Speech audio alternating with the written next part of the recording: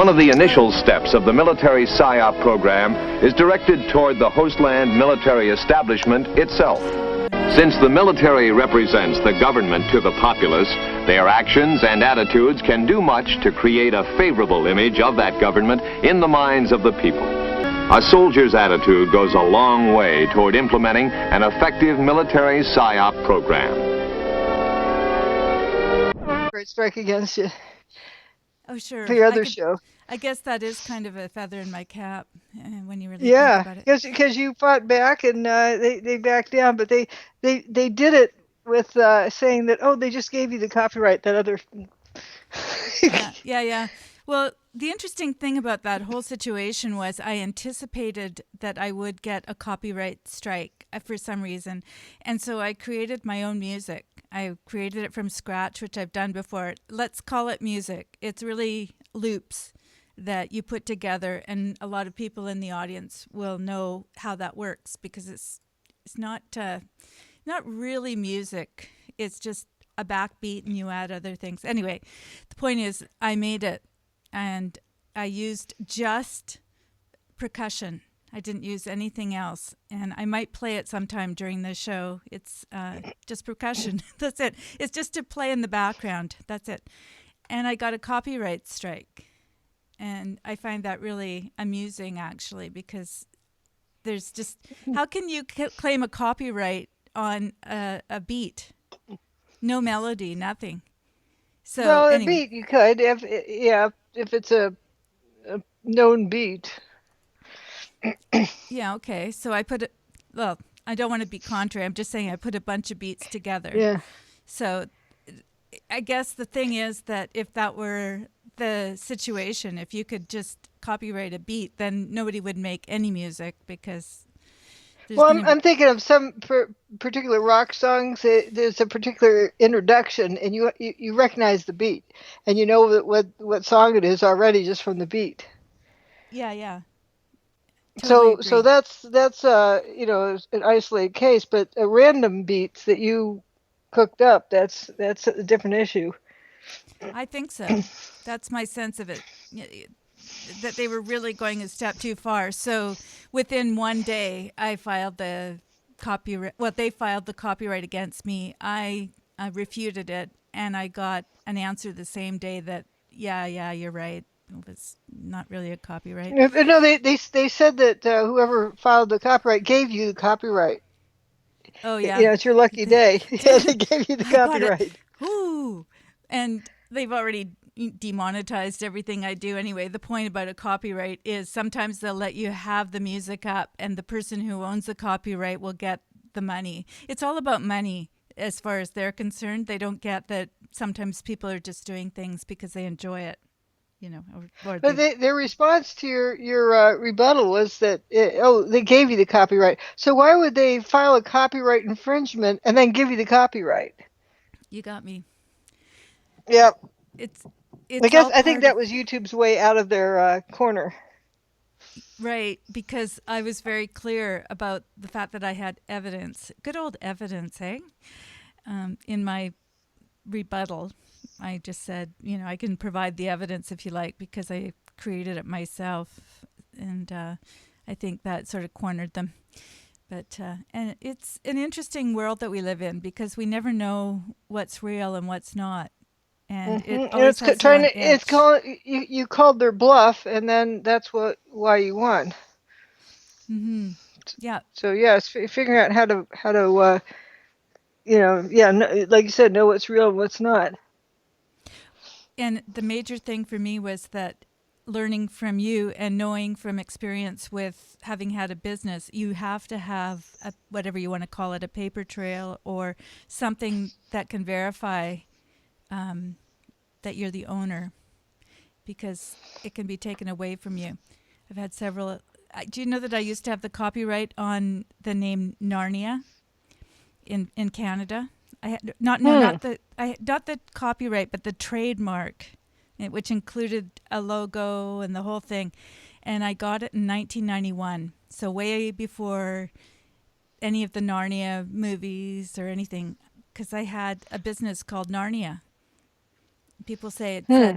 is that your name? Or they didn't have a clue because I started in 1985 with this business, and I was getting all these people using the name, and I thought, well, they're going to get that confused with, my business. So I tried, I did the incorporation, and then I went for the trademark. It took me 2 years and about $3,000 going through a copyright lawyer, which at the time was quite a bit of money. And in about And then you're wondering if it was worth all that. Well, at the time, it seemed really worthwhile. I was able to print T-shirts and, do all these things with this trademark. And it never got confused with other people because I was doing things with kids like filmmaking and there was a kids camp. And I thought, well, what if a kid like capsizes a canoe and heaven forbid drowns and the name Narnia sticks? Then that reflects on me as well. You know what I mean? So anyway, I did this, but the point is in 2003, around there, whenever the movie came out or they were anticipating it, I got contacted with this New York lawyer, and there I was in my house coat at home. I think I was living in residence at the time because my husband was doing his PhD. And this high-priced lawyer calls me and says, you're just trying to capitalize on the Narnia films, and very, oppositional. And I just said, oh, well, it was very prescient of me. 1991, knowing. Anyway, she was very aggressive. And I just kept her on the phone as long as I could because I thought, well, she's probably getting paid $500 an hour, and I'm just here in my house coat, so... I just chatted. I like doing that to telemarketers because it keeps them from being able to do more damage. Well, yeah, and it freaks them out. Oh yeah, and then you ask them do you want to come and see my product line? Here's the link. Yeah, all of that. Or when I used to get telemarketers, I'd put my the phone down next to the radio and just let them listen to the radio, and I'd walk off. That's brilliant. I like that. Yeah. Well, I give them a choice. I say, I don't hang up on people, so it's your choice. This conversation is coming to an end, and have it your way. And they won't hang up; they'll keep on going. They think they've got their foot in the door. So I just set it down next to the radio. I like it. Actually, now you could even create your own little back and forth, so they would think you're completely insane, and they wouldn't want to talk to you anyway. Just a pre-recorded voice of you going, no. Over and over in their ear. I don't know if you heard about the one where the telemarketer calls up and the person answers and says, and they say, is this so-and-so? Oh, no. And they says, hang on. He puts the phone aside and says, careful of the body. Make sure you get the chalk line there. Hello, yeah. Now, how do you know this person? Okay, these are things that people of our age will really relate to because we used to do a lot of phone pranks. I have to admit to it. Back when the phone was the thing and there was no caller ID and none of that stuff. You could just call anonymously. Well, this is when a telemarketer would call somebody's house. Mm-hmm. And so the person answering the phone, who probably was the person they were wanting to talk to, they sniff out that it's a telemarketer, and then they do this little skit. Uh-huh. To make them go away. Oh, it's great. Well, the one that we used to do, which is not for telemarketers, because I think it was prior to that, but we used to phone people. We used to prank them and say, are the walls there? Running. And then they'd say no, and we'd say, well, what's holding up your house? That kind of silliness. But yeah, it was, is your refrigerator running? Well, you better go catch it. This was the kind of thing we did. That and sitting on the phone to make requests. Kids did that. Remember the request line? Did you ever call that? No. On the radio? You could sit on the phone for a long time to make a request. And I can still remember it, Crystal Blue Persuasion. And I was sending it out to Tara. Can you believe that? I remember that all these years. Yeah. There was one thing I did where I called in and I wanted to know, because I get my radio signal for free, so how does the radio station get paid? They just didn't get it. what I was asking. They thought I was asking personal questions like who writes out your paycheck. Uh-huh. No, I was just trying to figure out this. This is in like fifth grade or something. Figure out. Well, I've got this radio signal for free. Hmm. So who's footing the bill? I didn't know about advertising. They Yeah. should have just explained about that. Well, they don't want to because they don't want to admit that they're selling their services. It's really Maybe funny. that's what it was. I don't know. I'm just jumping in there with some idea. I think it's really interesting. We live in this kind of culture where everything's kind of secretive. And the way to really blow people's minds sometimes is to just be really out there. And, I'm not saying you have to tell them about personal things, but just to be fairly blunt. I think we've talked about this before, Hmm. where you say something that's honest and they get freaked out. Do you know what I mean? Yeah, that's what I experienced there. They just didn't get it. Right. This was a kid asking an honest question, a naive kid. Exactly. And right away the defenses, the hackles come up like, what are you saying? What are you Like, what's she trying to implying? get out of us? What is she? Yeah, This is a trick right. question. And this is really good because we weren't really expecting to have this particular conversation, but it leads into what we have been talking about how can you know when you're being psyoped? If you were on the other end of the phone, how do you know if the person on the other end is for real or in real life? I mean, with real people in front of you, or in marriages, like long-term relationships, how do we know if we're being psyoped or and continue to be open? I suppose that's the other side of the question because we could always be cynical, I suppose, but there's that kind of is counter to Are love. you referring also to the Colleen Stan uh, Right. The event? yes. Until recently, I was totally unaware of that. Tell people There's a about it. big echo I'm getting. I hope that it's not going into the audience. Can you check to see if anybody else hearing the echo? Is that better? Um, yeah, oh, lots better. Yeah, okay. You know what it was? Well, It's I my still hear. I headphones. hear still. Well, I hear some. It's still delayed. It's because I have my headphones off a little bit. I think I'll put my other headphones on. Anyway, you carry on and Okay. I'll fix Yeah. things. Anyway, this incident that happened, and the person's my age, which was interesting. In 1977, they're 20 years old. Well, your age too, and and she decides she's going to hitchhike someplace in Northern California. And people hitchhiked then. I think about 1979, 1980 was when it went out of style. When it ended, kind of. It was already getting weird in the 70s. But she gets picked up by this couple, young couple with a baby, and she decides that must be safe, so she gets in the back seat. And it turns out that well, he ends up with this box next to her, and then they. What I found was interesting is when they stopped at the gas station, she went into the restroom to go to the bathroom, and while she was in there, is a voice in her head that said, "Climb out that window and run. Don't look back. Run away." And she thought that was really strange and decided to ignore it.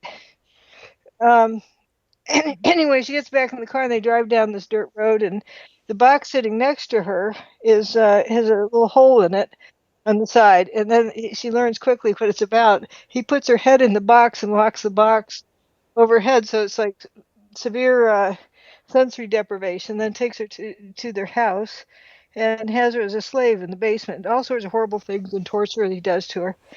And this goes on for like 4 years.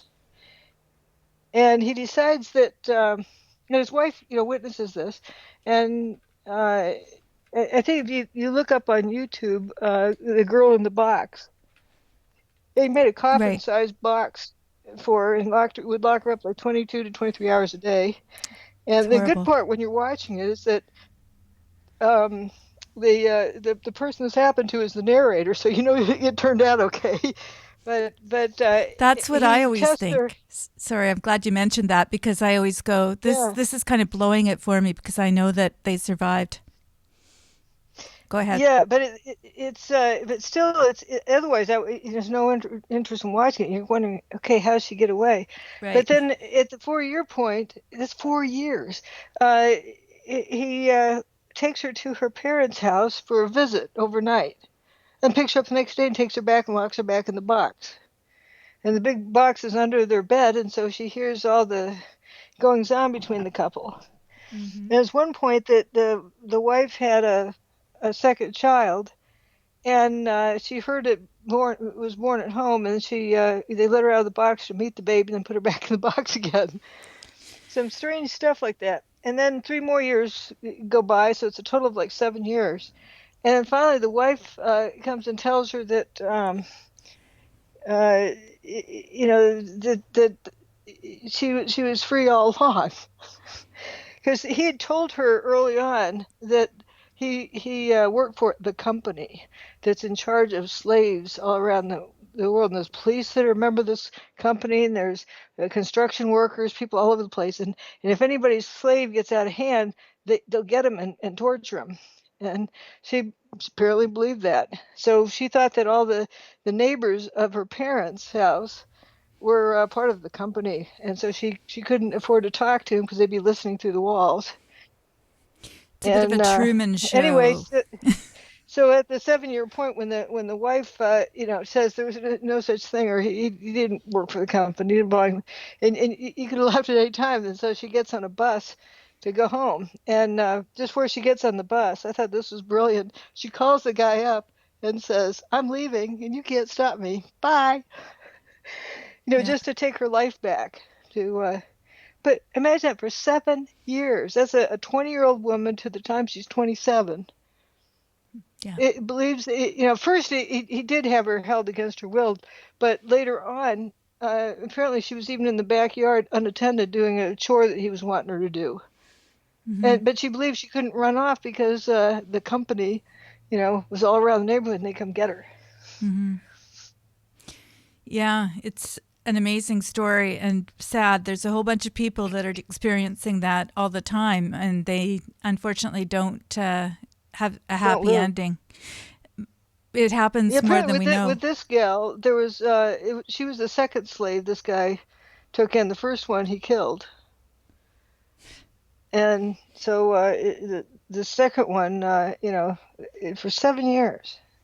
It's incredible. Apparently, he had some weird fetish from the time he was a little kid onwards. He just wanted to keep somebody a slave and torture him.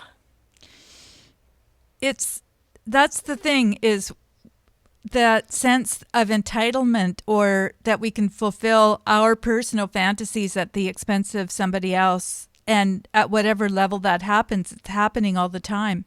It's what destroys relationships. It's how parents lord over their kids. There's all sorts of things that happen at a subtle level. The expectations they have of their kids, and they basically just inflict them from the time the kid's little. Yeah. And for a small child, abandonment equals death. And if there's fear of abandonment, man, that kid is living in fear, the same kind of fear. And that's another psyop. Yeah. And there's so many psyops like that go on.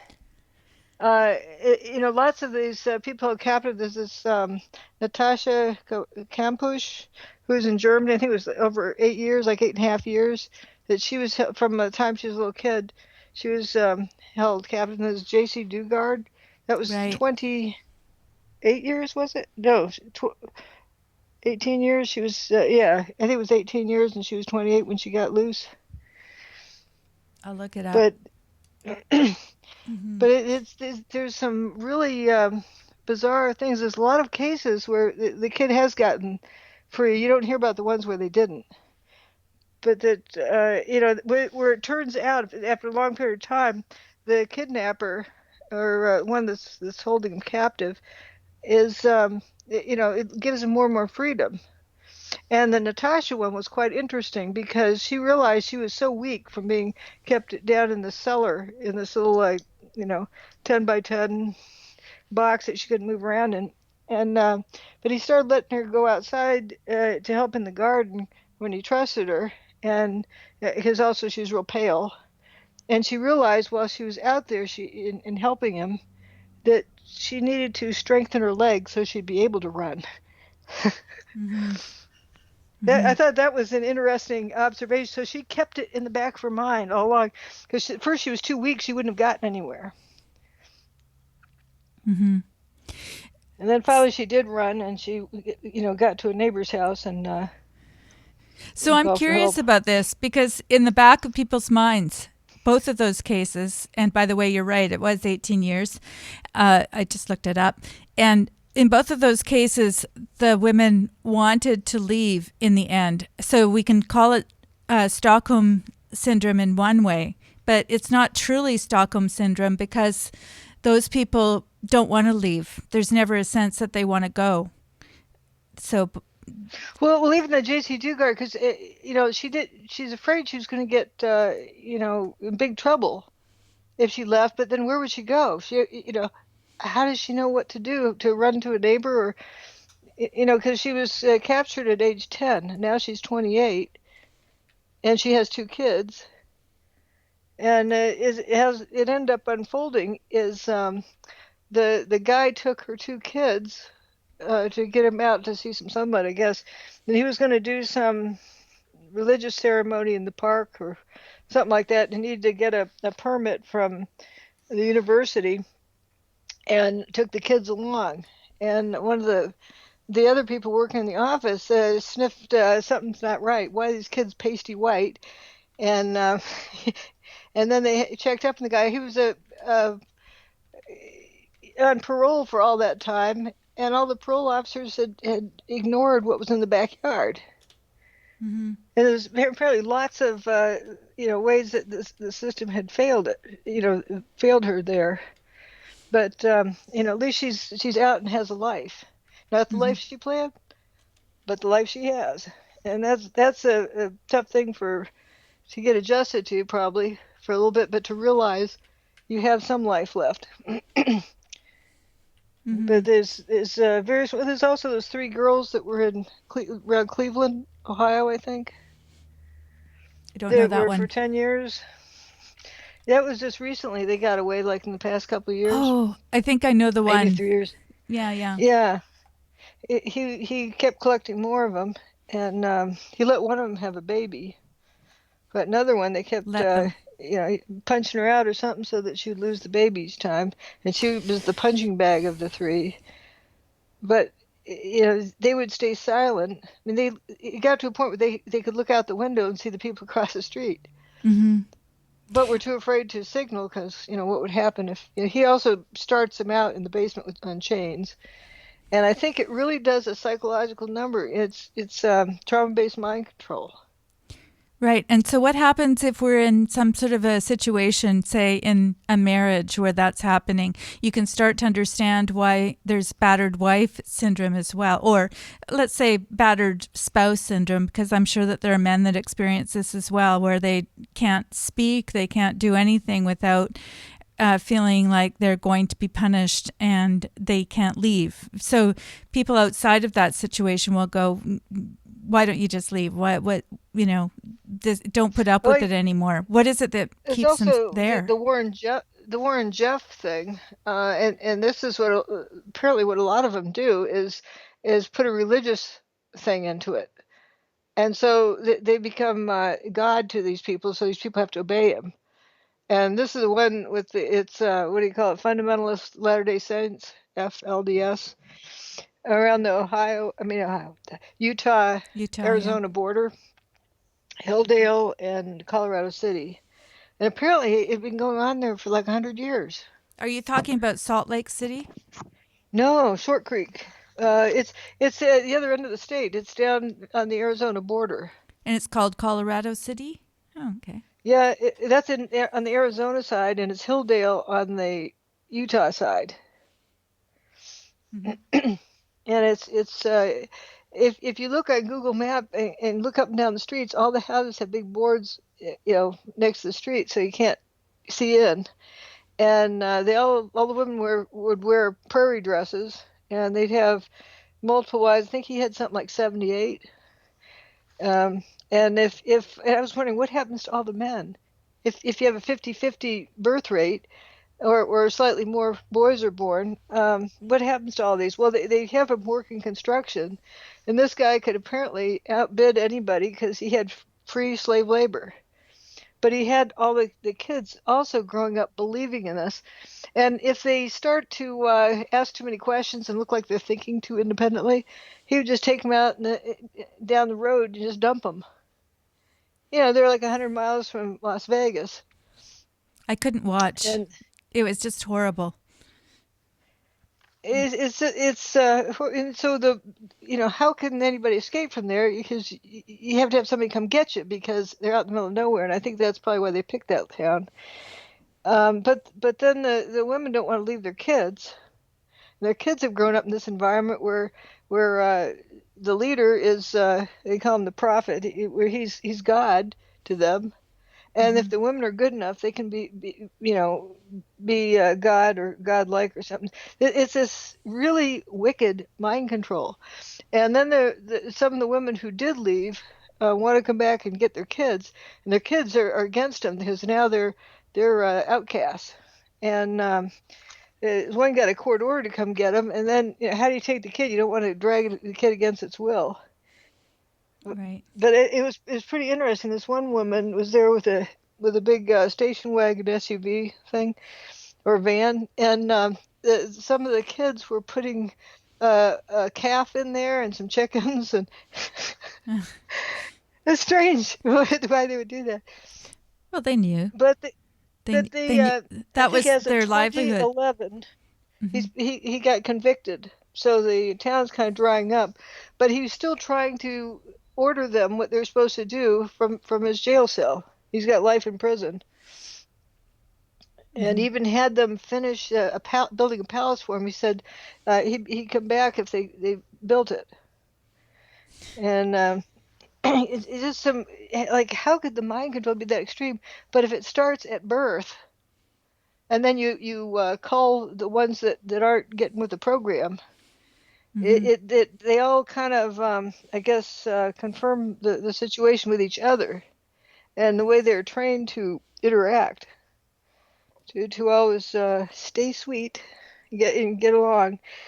But there's hope. The state apparently has built a high school for them and is trying to educate them, because before many of the boys who would go out and work the fields didn't even have a first grade reading level, at the age of 25 or so, or 30 is so if you're like that, you're pretty well stuck there for that reason too.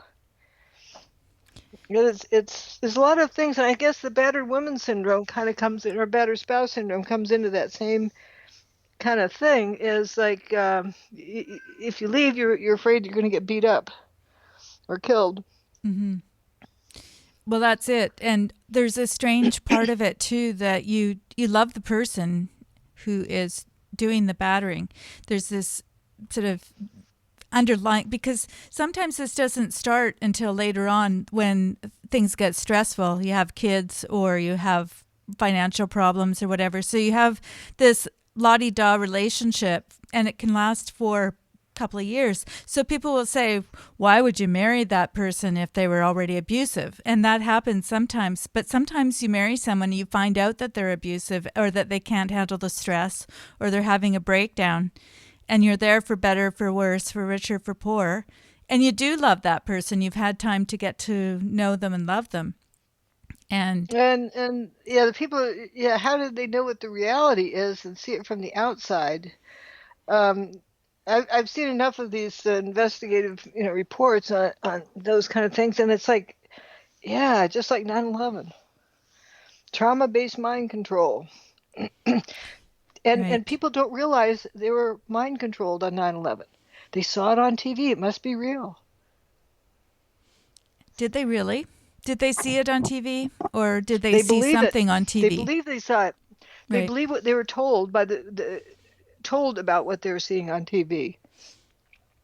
And you can see how easily it worked with the population, and stuff like this Warren Jeffs that. With his gang, like the kids would actually believe their mother was possessed by the devil. They actually believed that when she wanted to come back and get them. Well, I And think a because lot of us parents can relate to that because the opposite parent can do huge amounts of damage to their children. Children believe their parents, especially their dads. well, they believe whichever one, it's a first impression stick, whichever one gets to them first, or That's true. yeah, has the biggest influence on the environment. And especially if the wife leaves, then leaves that environment, then she doesn't have much of a leg to stand on. Mm-hmm. It just psychologically for the kid, looking at that Warren Jeffs thing with the polygamy cult. Right. And Well, I guess what happened to him is he also tried to start a cult in Texas, and he's there a couple of years, but in the meantime he'd married some underage girls, like 12 or something, had sex with them. So somebody there didn't look the other way like they do in Utah, and they prosecuted him for what do you call it, pedophilia. amongst other And that's things, that's well, that's the main thing that he got jail time for. I guess that was all Life they could get him lifetime. for because they have Yep. the religious excuse as far as being married to 72 people.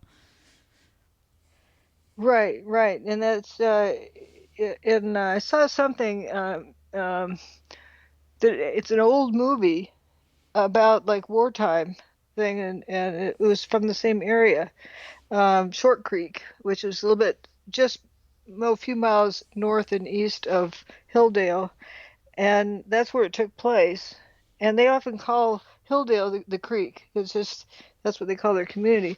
And Helen Hunt was the character in there, and it was the same story, the same exact story as what was happening.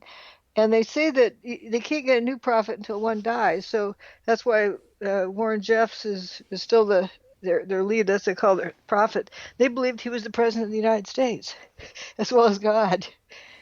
Well, keep them It's down. amazing.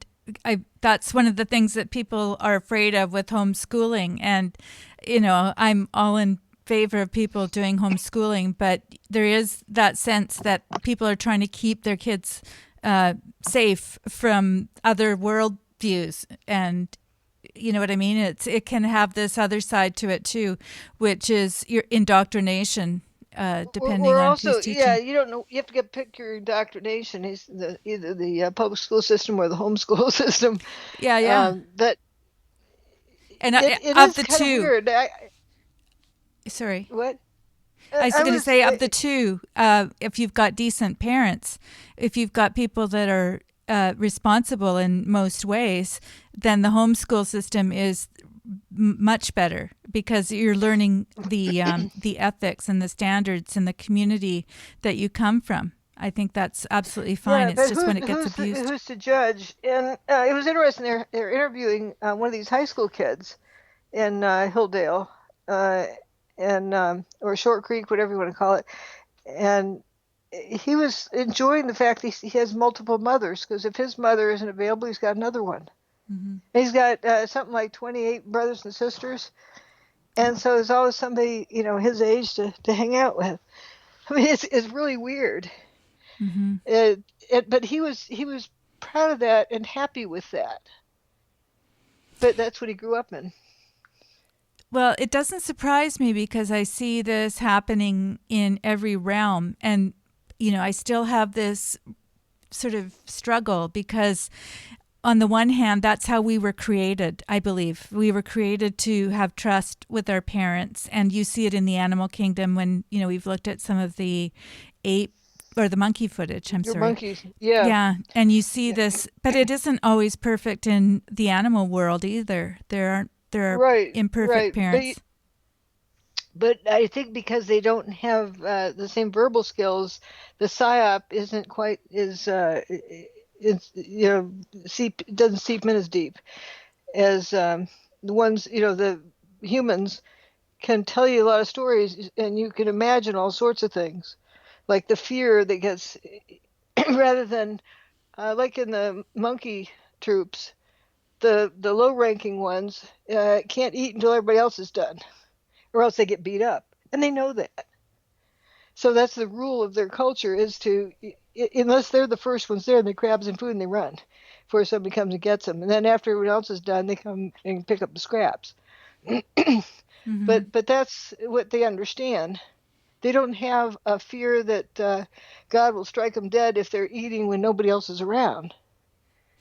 Or that their parents are. And I think that the parents have used the God thing, or the children in Africa that are going to starve, or all these other lies that are not accurately depicting God or the children in Africa or anything else for that matter. I think we have this thing about, God or I your never teacher. understood this children in Africa. I remember hearing that a lot. I'd say, well, why don't you go send this food to them then?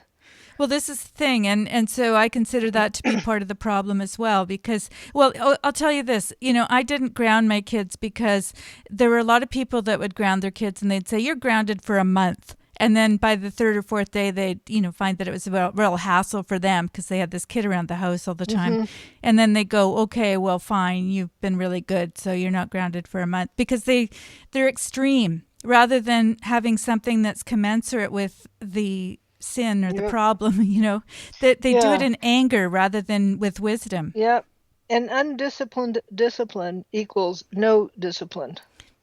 There, another T-shirt. Yeah. And so you got to, it's got to be done in the right way, or else it backfires. That, saying you're grounded for a month and then it lasts 3 days, well, that doesn't mean anything anymore.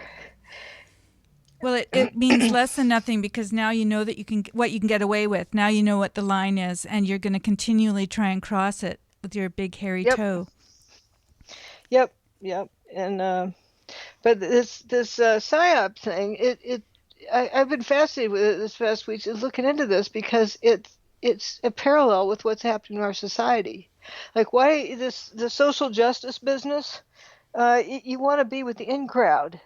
You don't want to think independently, because you'll be ostracized. You'll be shoved out. It's kind of like with the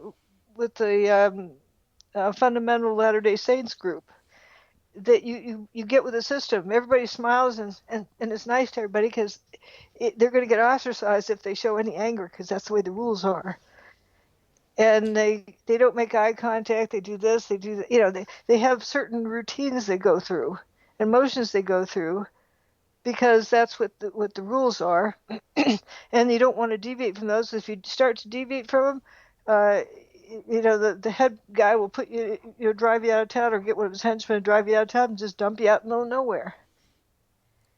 And they have like walls around their town, and they have lots of teenagers apparently, or they call it the God Squad, running defense. Right. Keeping it's sort of like their security system. And they have also all sorts of monitors around town. It's pretty creepy. Well, this is the thing that I was going to bring up. To me, the difference is where you feel you have to exercise control over the other, even if you have that ability, even if you are a parent Mm-hmm. or a person in control. It's the idea of unconditional love. That's a scary thing for people, and something that very few people understand, which is the God that I worship is totally unconditional. There's always the sense that you can come back, you've screwed up, whatever, and there's no fear. It's not a fear-based thing. It's a relationship in that way, because you choose to be in it. So whether you're a battered woman, or whether you are a person who's been nabbed off the street and has Stockholm Syndrome or whatever, there's always some intimidation factor that's keeping you there. It's not a free will thing. Right. It's intimidation that it does. Like, okay, even the most famous one, Elizabeth Smart. What was it? 9 months he had her? 8 months, 9 months, something like that. You're quizzing me. What? I'll look it up. Okay. And anyway, he had her dressed up in his what do you call it?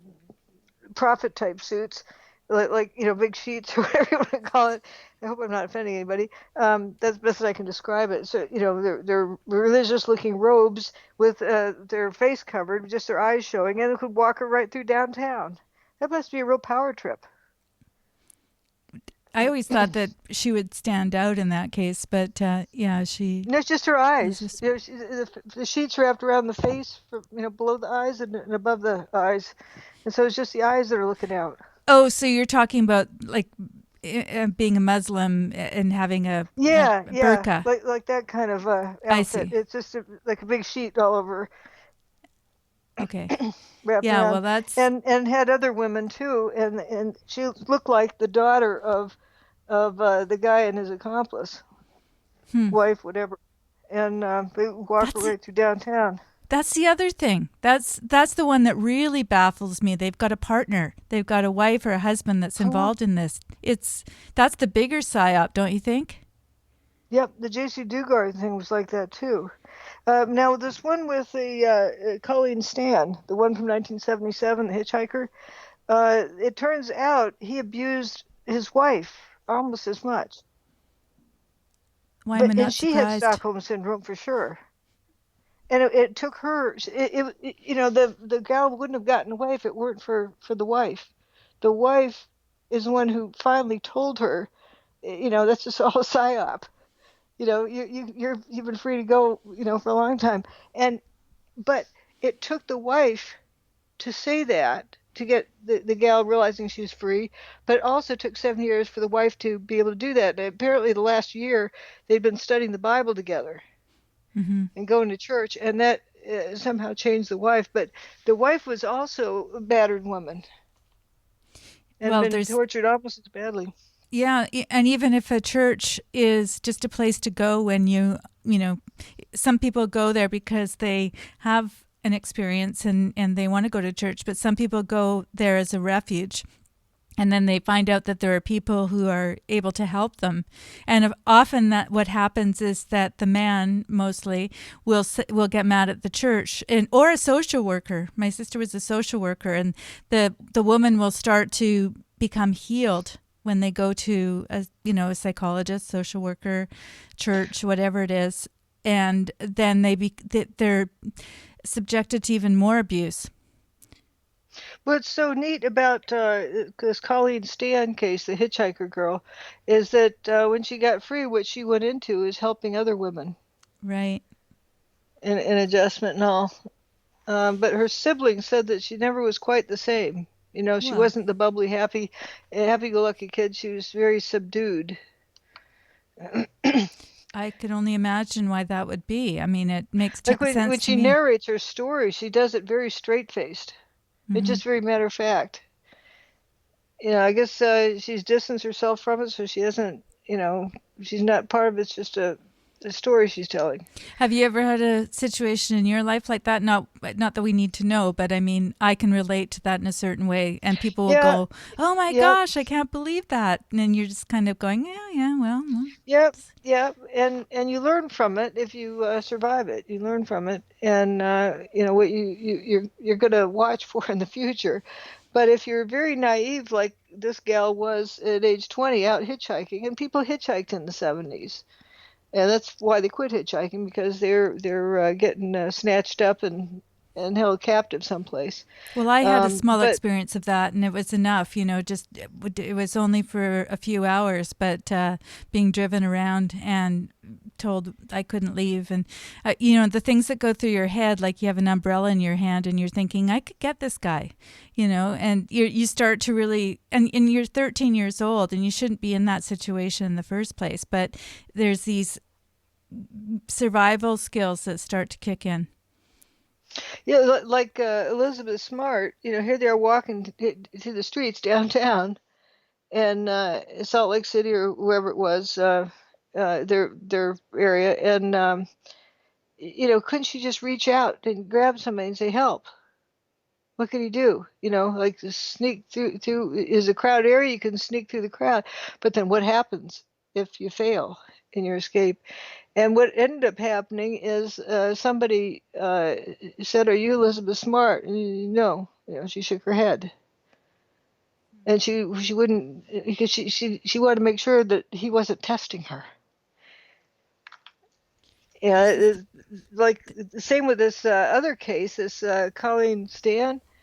The guy, he had a big rifle, cocked the gun, and handed it to her and told her to put it in her mouth and pull the trigger. She did, and the thing wasn't loaded, but she didn't know that. It's just this weird, sick game. Yeah. And she said she didn't know if it was loaded or not. She said, but it sort of didn't matter at that point. It's like, if it knocks her out of her misery, fine. She wasn't going to worry about it. I'm interested But in the audience's response to this too, because I don't have all the answers. Dr. Judy does, clearly, but I'm curious about this subject because, I mean, we have our own sense of why these things are happening, and we've experienced it to some extent in our own life. I don't think there's anybody that hasn't experienced it. I can't fault that Colleen Stan for, like, when she stayed at her parents' house at the 4-year mark overnight and didn't talk to anybody, didn't tell anybody about what was really going on, and then went back with the guy and he locks her back up in the box. You sort of can't blame them because they are, like you said, in survival mode. They don't know how to sort it out. Some people who just don't, they're so naive. Mm-hmm. And they believe that every car, parked on the street has some in it with a shotgun who will shoot her if she talks. And she's being tested. And, maybe I'm making a stretch here, but I remember last week there was somebody talking about how it was difficult for them to broach the subject of 9/11, for instance, just as an example, because they had gone through their own, look at the evidence, and they decided that they thought it was a big psyop, and they were afraid to approach somebody else and sort of bring them out of their stupor, and yet they knew that it would be good for them. So I see some sort of a pattern here in human nature, even if we know it's going to be good for the other person, or even if we know it's going to be good for ourselves, we get entrenched in a way of thinking. Actually, that's why my book is written the way it's written. I don't tell you what to think. I give you the evidence and walk you through it. You can think whatever you want to think. So it shouldn't be threatening. But I don't want people just to grab onto another answer, like thermite or something like that. That's what thermite is. It's like, oh, you don't like the lie behind door number 1? We'll give you the lie behind door number 2. I want people to know what they know. Not just believe it. There must have been airplanes because we saw them on TV. Well, how else can you determine, what else is there more than just what you were told on TV? Do you see any airplane parts and, blah, blah, blah. But looking at the actual evidence is the only way of un-psyoping someone. And the whole world got psyopted, pretty much the whole world, except for a few people here and there. The majority clearly did on 9/11. And I think the only way out of it is it's sort of like a deprogramming. You've got to look at the evidence, and that's the way my book was written. Is just taking somebody through the evidence, but they have to want to look at it. So I'm curious. This is a really hypothetical question, but if somebody like J.C. Dugard or any of these women, say when they were kids, they had exposure to something like your book, let's say your book, their parents were really smart and they made them actually sit down and take a look and went through it with them. Do you think that would have made a difference for them and how they thought about their situation if they were kidnapped? I think so. I think each thing is a little bit different, but even talking about what's her name, Elizabeth Smart. Mm-hmm. That was only like 9 months, 8 or 9 months, I forget. It was around that amount of time. It wasn't like years, but there is this survival instinct about doing what the captor wants you to do to survive, because maybe if you start to run, he'll get desperate and shoot you. And so you have to, think of an actual plan. If there's a pattern to what he's doing, like every Wednesday he takes you downtown past all the stores, then you can easily plan. Then you have I know that the stores have a bunch of clothes racks in there, and I can slip through and under the clothes racks and duck around and do whatever. But if anything goes wrong, they can't live with the consequences of that. Like the way they first took in Colleen Stan and hung her from the ceiling with leather bands around her wrists, and then whipped her with a crack in the whip, and did that, in a basement. Then also putting her in the box. It's like, you know what? You think the person's one step away from killing you, and you're not going to get them ticked off. It really was an amazing psyop, but that, I think, shaped her to later when he started letting her out. But I go back to the Natasha Kampusch. Maybe she is probably the least psyoped of them all. She knew when he was letting her out to gain his confidence while strengthening her legs. Right. So when the opportunity arose, she could take advantage of it. Mm-hmm.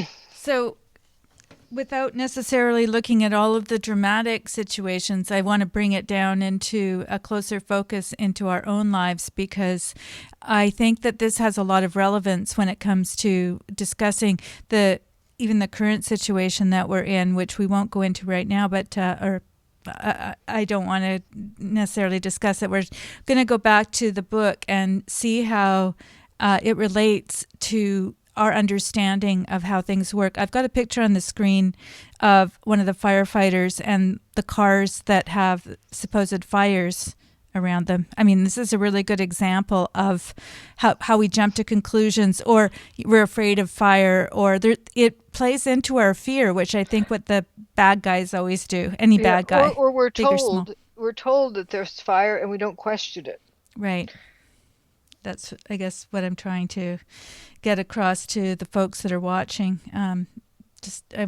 That's why I've got the picture up there. Let me just find a bigger one. So people they continually talk about these fires, and they're equating them with other fires around the world, but they're not fires as fires are naturally understood. And it is a brilliant psyop. It turns into a belief system, just like airplanes or whatever. They saw airplanes, what they believed were airplanes, doing something with the building, and then the building goes poof an hour later. The airplanes must have caused it.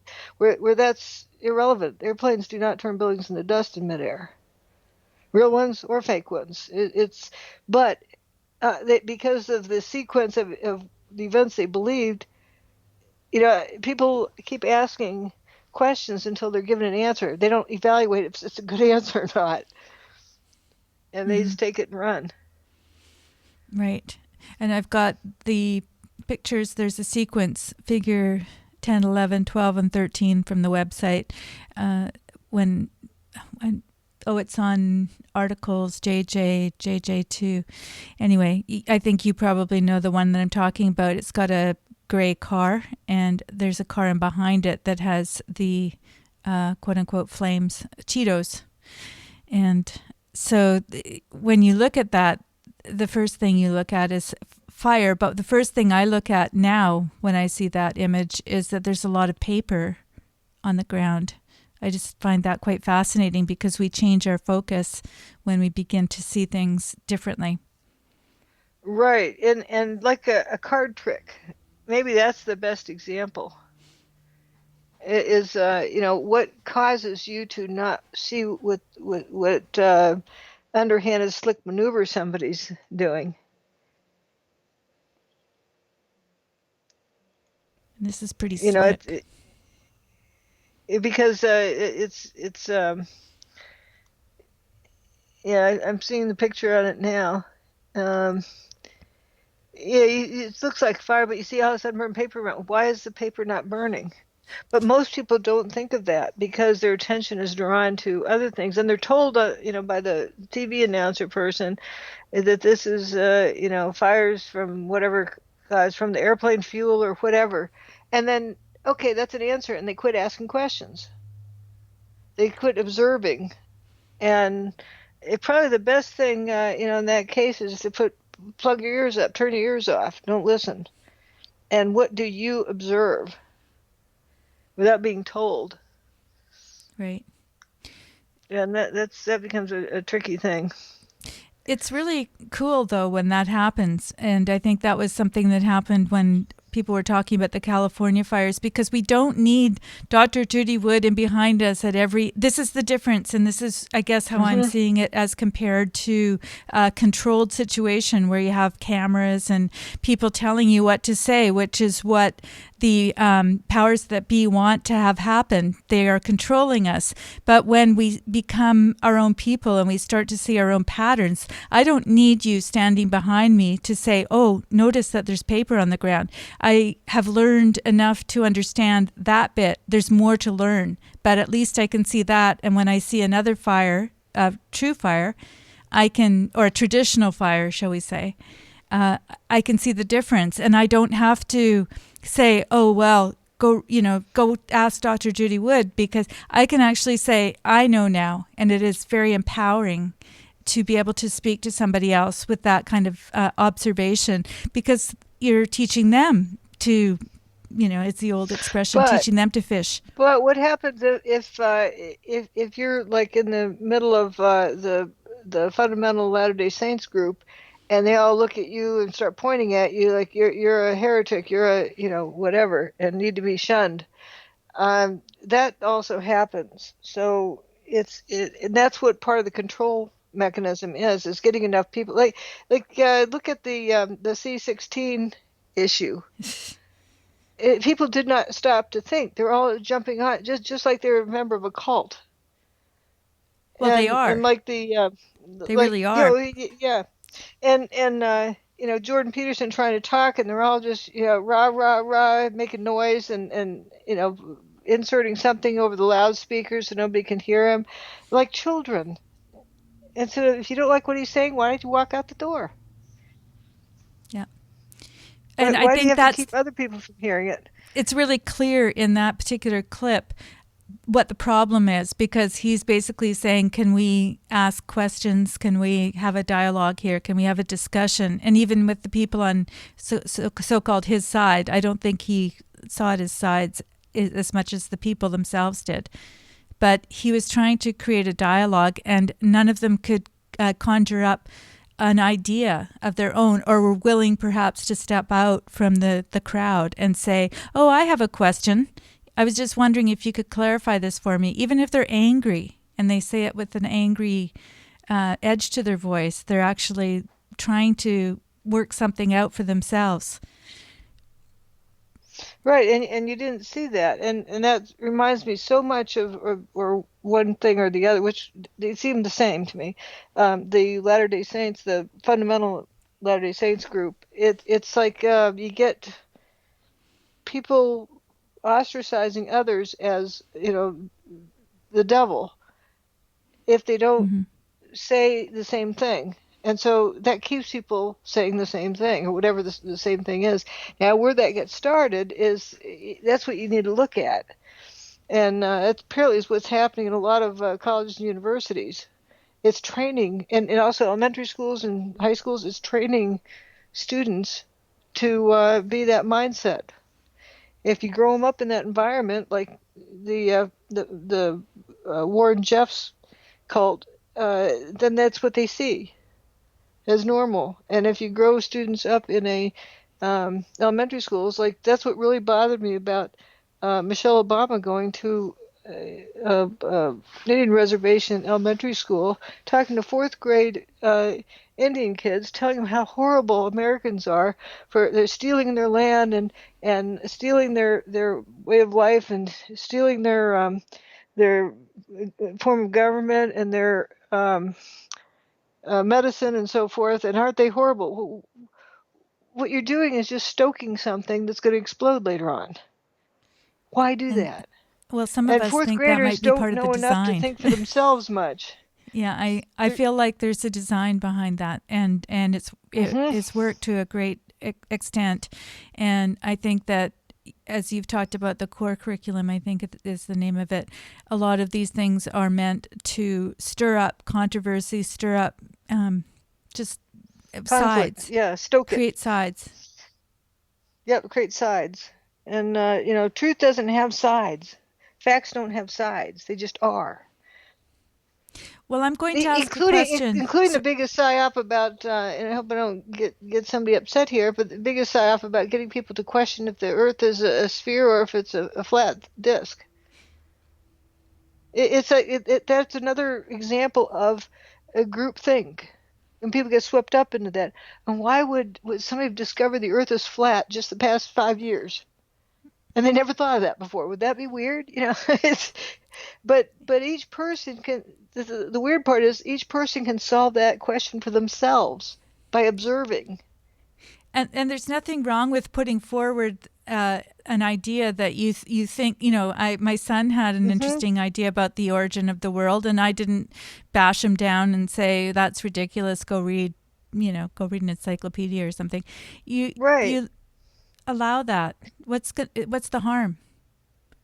Right. If somebody wants to think that, fine. Yeah. But why do they need everybody else to think what they're thinking? Right. Or it's like the Jordan Peterson thing. They gang up to attack somebody because that they won't go in their camp, like the thermite folks.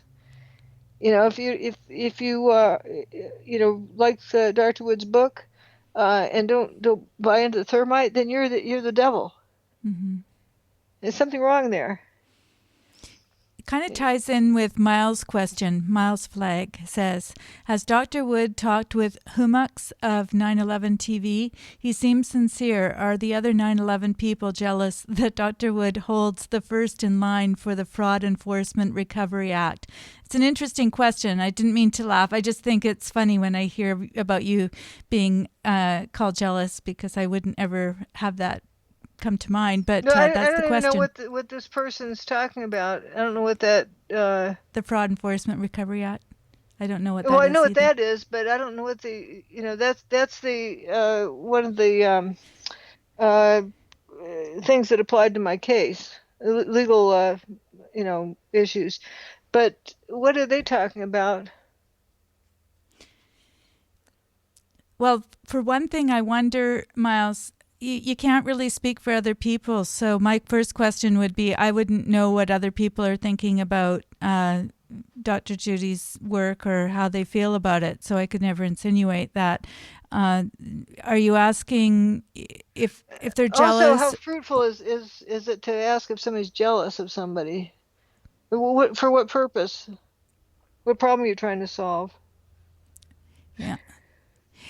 That's or what divisiveness are you trying to stir up? This is why I thought of it, and this is why I thought this was a good place to put that question in, because it goes to what we're talking about. It doesn't matter, and these things only matter to people who are thinking in a way that has a membership or a dividing factor between this line and that line. And what we're trying to advocate through critical thinking is the idea that we don't have those things. We don't have the factionalism, because that's all part of the Psyop. And that's why this is the Psyop recovery room. And there's nothing wrong with posing those kind of questions at all. Well said. It's a matter of just thinking about the question in a different way, just like I can see now a picture, and I don't just see what I used to think was fire. Now I can see the whole picture. I can see the big picture and understand that it's not useful for me to push the agenda of that being a fire when there's clearly other things going on there. Yeah, I think we just hit upon what the quote answer is defining what problem are you trying to solve. When you're asking a question, what problem are you trying to solve?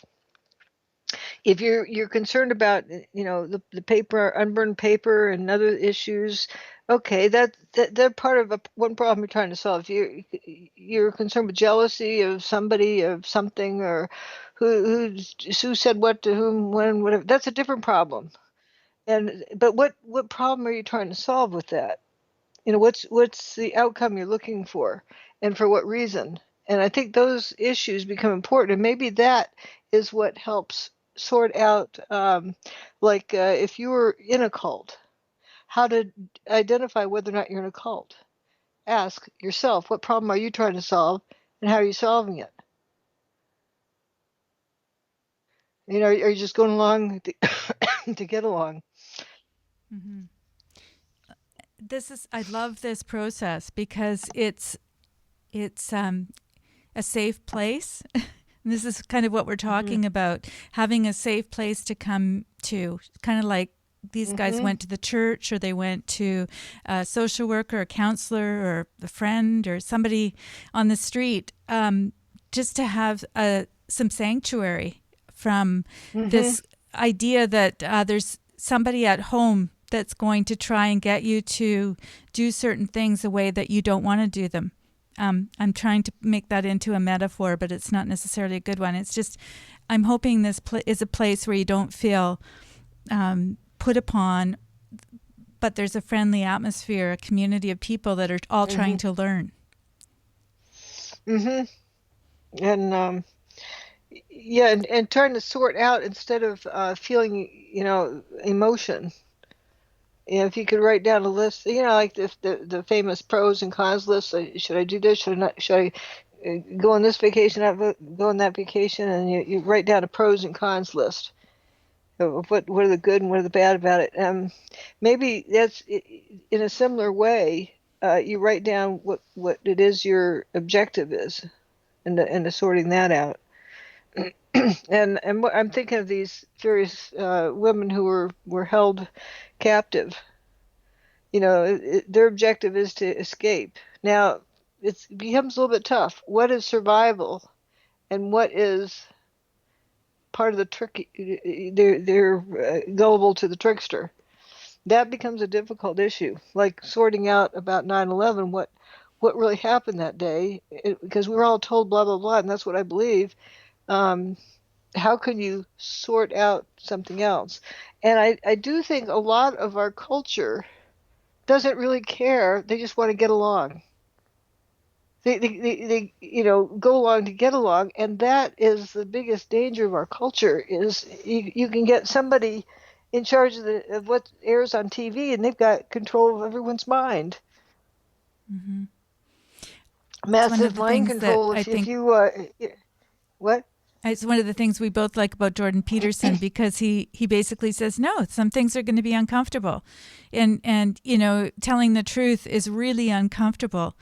I think it's not a matter of trying to hurt somebody when you're doing that. I mean, that's not really truth. That's vindictiveness or manipulation. But if it truly is that you want to give a truthful answer, it's really hard. I guess I'm also thinking that in terms of somebody who's held captive someplace. It's easier to just keeping on, right? But to think of how to escape, that's hard, and that takes guts. I think of that Natasha, the one in I think it's Germany, Natasha Kampusch. That the fact that she knew when he was trusting her, she had to earn his trust. She knew that was an important feature in it, and that she also had to gain strength so she could run away from him. And then, work on those things until the right opportunity arises. I think she was washing his car and went around the other side of the car and saw the gate there and had maybe gotten it unlatched or something earlier, and then could make a run for it while he was talking to somebody on his cell phone and wasn't paying attention just long enough. But she had to be prepared for that moment, so she had to be thinking about that earlier on. So and that must have been the scariest moment of her life, because if she was recaptured, you bet she wouldn't be able to get back out again.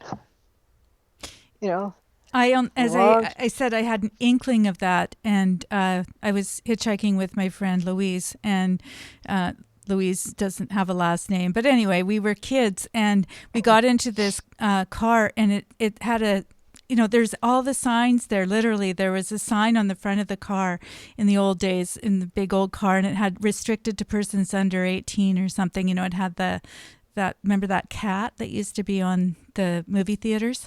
They had that on the dash of the car or something, and I didn't want to get into the car. And Louise got in, and I felt like I had to get in with her.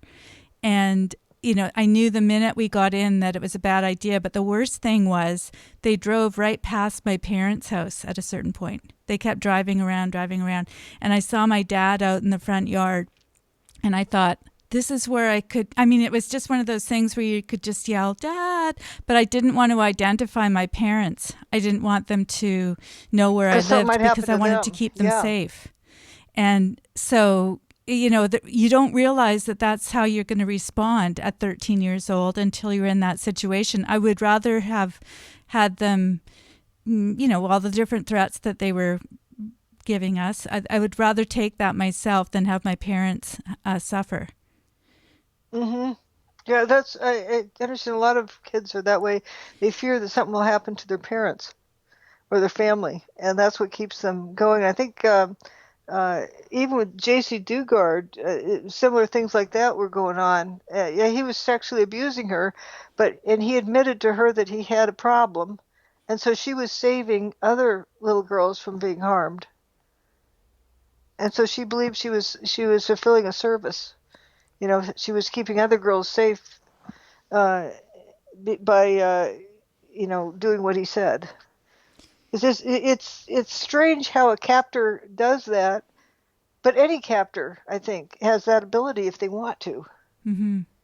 Because they hold they call it the golden rule. He who has the gold makes the rules.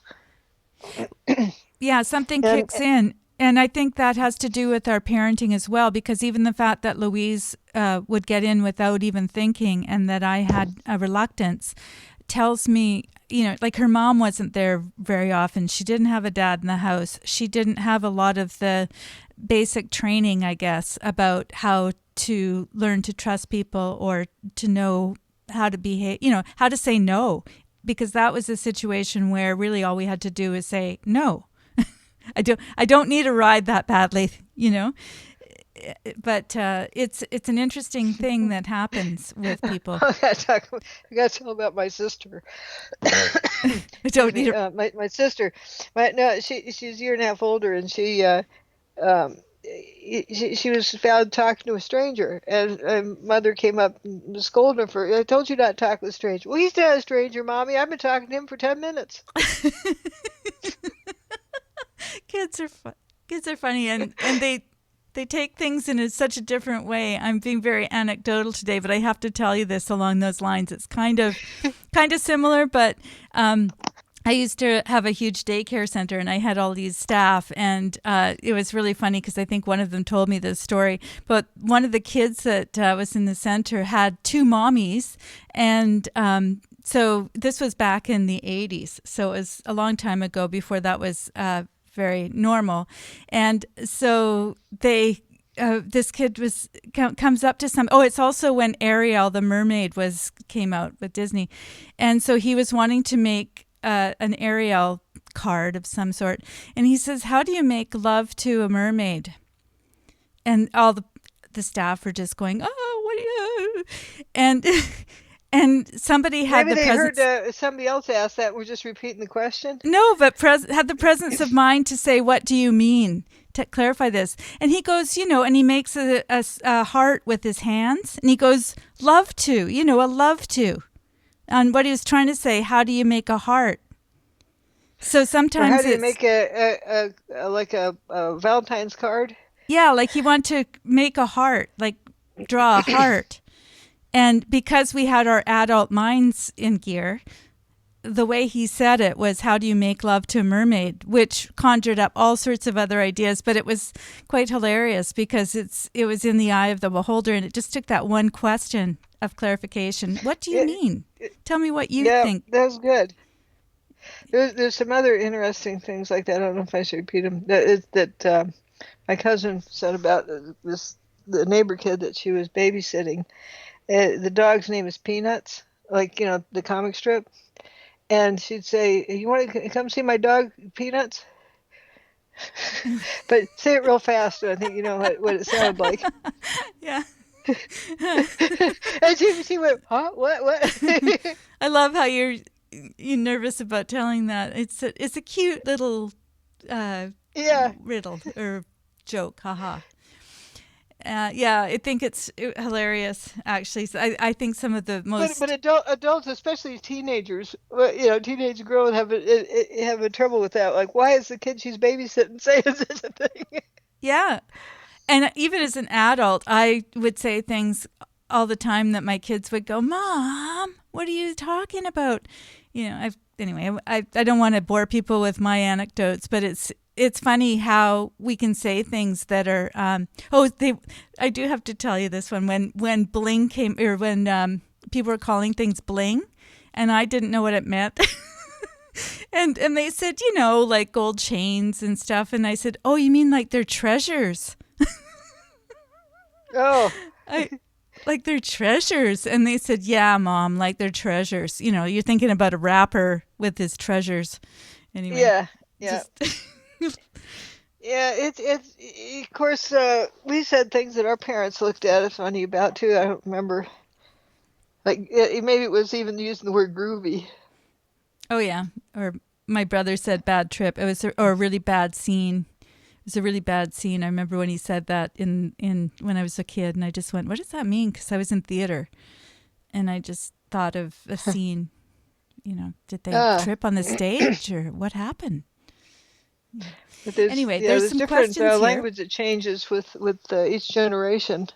I wonder who does. starts the words or phrases.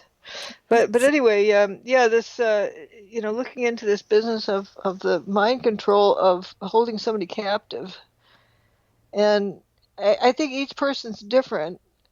Some would figure it out how to deal with it better than others, but you can't fault the person. They just do what they do. Like, whatever situation someone's in, they are who they are, and it's not something that they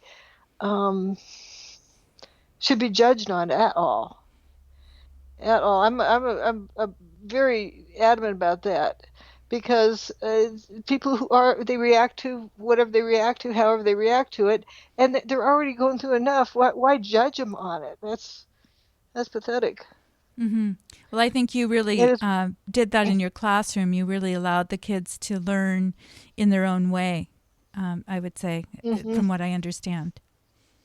Yeah, whatever floats your boat. It's no way is worse than another way. It's just different people are different ways. And I hate it when everyone's judged on a linear scale of like the SAT test. Or how fast you can color in the dots. So you get somebody who can make a perfect score in coloring in the dots, but they don't know how to do anything in reality. Right. They just know how to psych out the test, because they know, like, they cross out the biggest number and the smallest number, flip a coin for the ones in between. Or they have some setup like that, and it works most of the time. They don't have to know anything.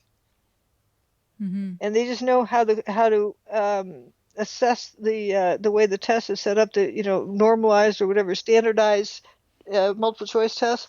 There's a standard program that makes them a plot. And so when I made multiple choice tests for my class, they're really easy questions, but most of the people would fail because they're used to the standardized test, and my questions are not standard.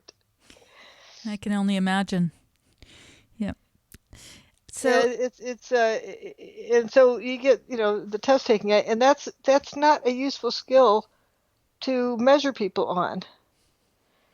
This also doesn't say how motivated somebody is, and I was thinking about that recently, about how good it would be to have I often said, after somebody graduates from high school, maybe for 2 years, work at a public service job. Mm-hmm. So they develop more of a sense of community, and then they also can sort out what they really want to do with their life, or something like that. And recently, somebody brought to my attention about the idea of I remember the GI Bill, and a lot of guys came back from the war and went to college, and these were married guys. That's a totally different kind of student than what we have now. They don't join fraternities and go get drunk on the weekends or during the week. They're there to study, and they're buckling down to business. And it's a totally different makeup plus they know what they want to do and why they want to do it. And instead of just extending high school, for 4 more years, why not give somebody a chance to go out on their own and sort out their life? Mm-hmm. Yes, Figuring out how to do that is. But we do have this kind of mommy state where people need to be supervised, where they didn't used to. If they graduate from high school, they're responsible enough to look after themselves. But I really believe that's all part of the agenda, and that's how 9/11 was able to be perpetrated. There were things before that, but it was all being sort of wedged into this idea that you will buy into this. You've got movies that are setting you up. You've got TV that's setting you up. You've got the classroom.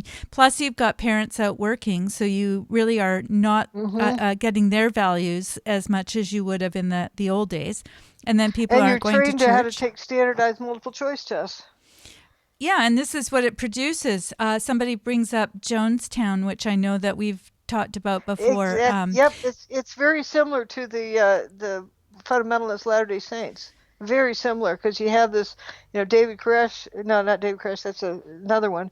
But the Jim Jones guy, he's charming. He's charismatic. And that's what they cite in all of these guys, that people follow him. Well, if you want to have an op, you want to have one that's charismatic. So if you find somebody who's charismatic, watch out. Mm-hmm. Yeah, that's what I say. You're not going to have a non-charismatic person or somebody that's hard to believe as an op. They wouldn't fly. Mm-hmm. But those people are all following him like they're doing the same thing. And I think the David Koresh thing was similar. Of course, how the government dealt with it is another story. Burn the place down and burning up everybody in the buildings and whatever they were doing. It's got to be different ways of dealing with it. Although that, again, there's a person that says don't believe the official story of anything. You've got to look into it. And of course, the Waco situation was another one where it's been proven that they created a false flag there so that they could get back some of the paperwork that was incriminating in the house that they were in. So, the thing is that there's a lot of something wicked happened there. That's all we know. Really, there was wicked. Something that got burned up, and it was a bad decision, no matter which way you look at it. But nobody wants to talk about that. It's kind of like 9/11. Bad things happen, but let's move on. Yeah.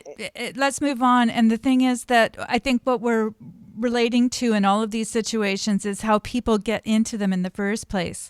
It's not so much that they happen. They'll happen. We've seen what happened in Germany and in other countries around the world, the Armenians. And for some reason, there are oligarchs that really want to control people. And that's their thing.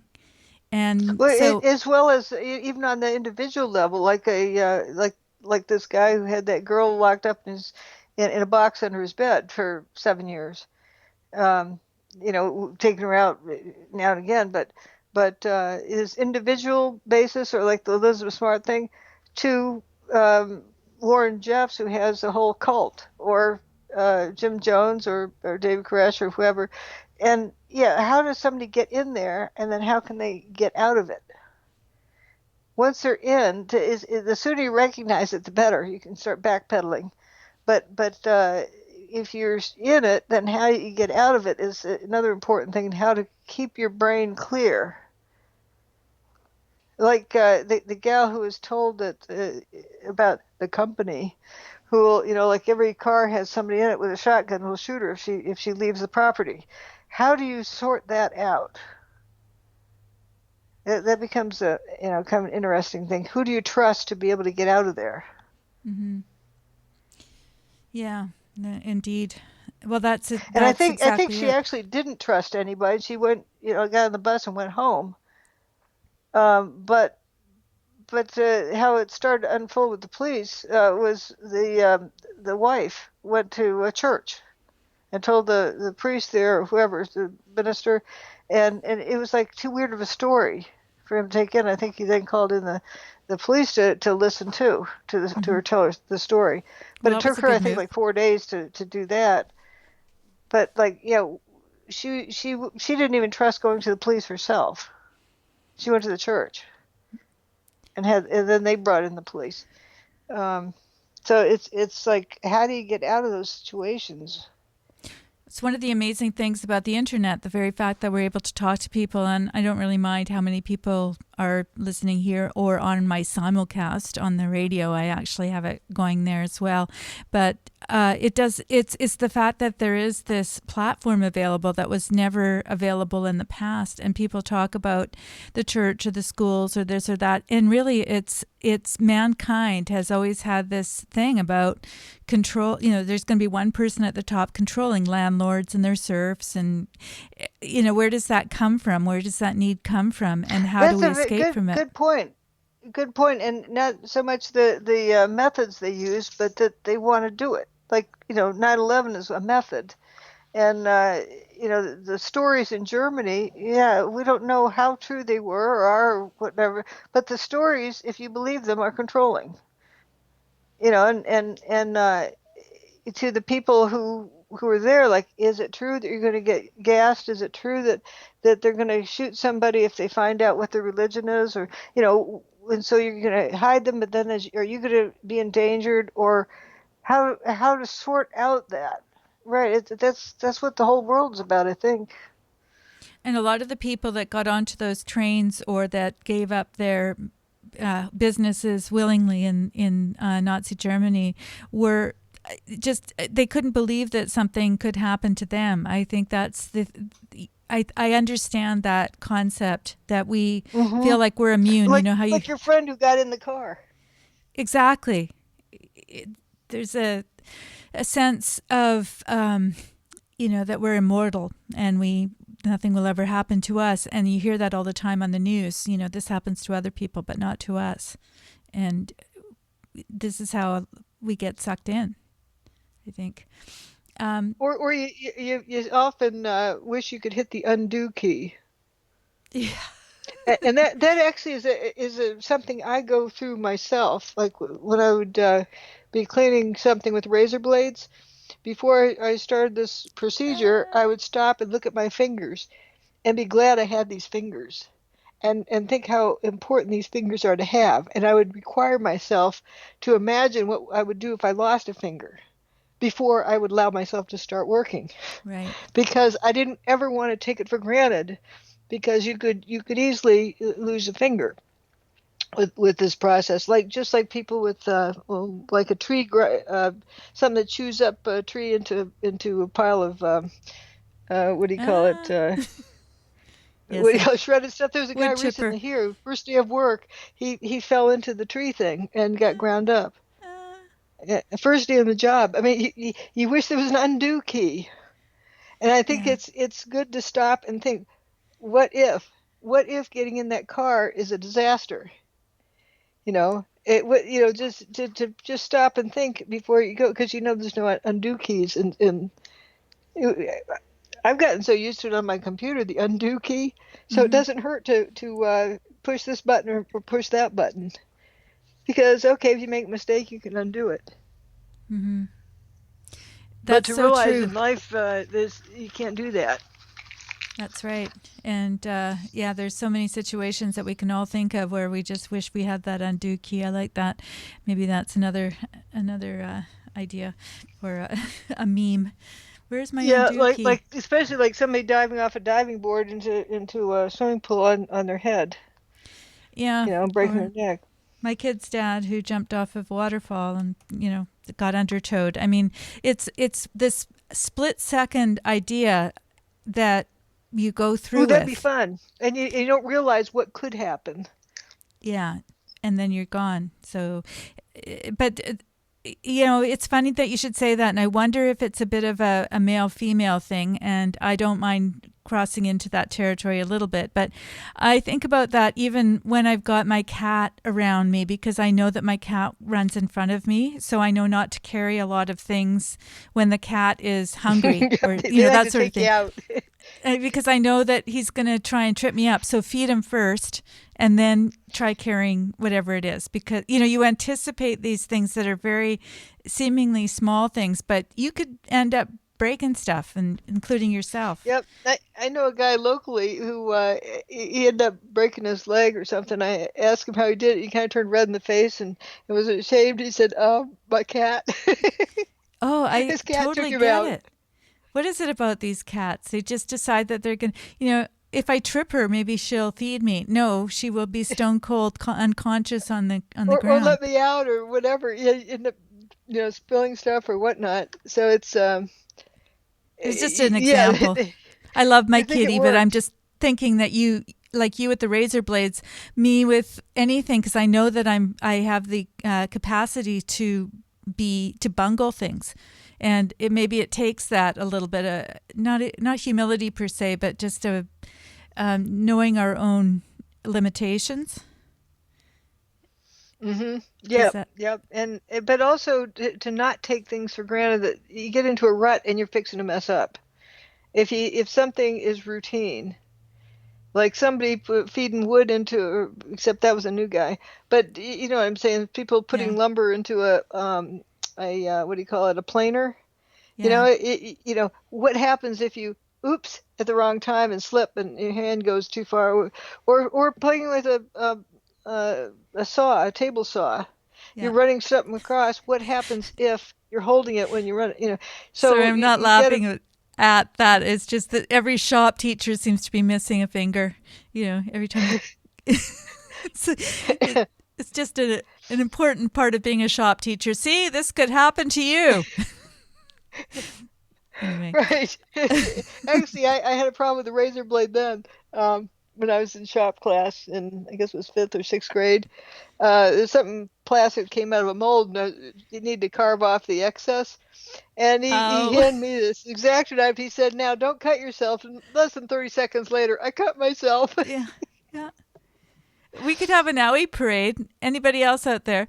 That's why I need to Yeah, have but a it's something room where like, we could all imagine talk. being the shop teacher and having this happen enough times that kid's going to get ruined, and I hope it's not going to be too damaging. But nowadays they probably don't let them do that anymore.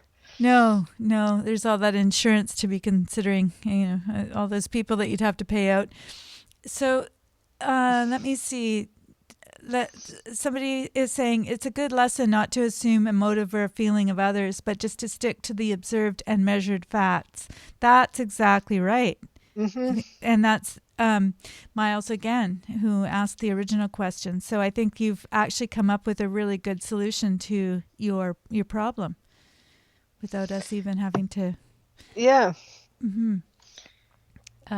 Yep. There's and when it goes to the emotions, that's when people are fixing to mess up. Because like think of 9/11, how emotional that was. That's why it worked.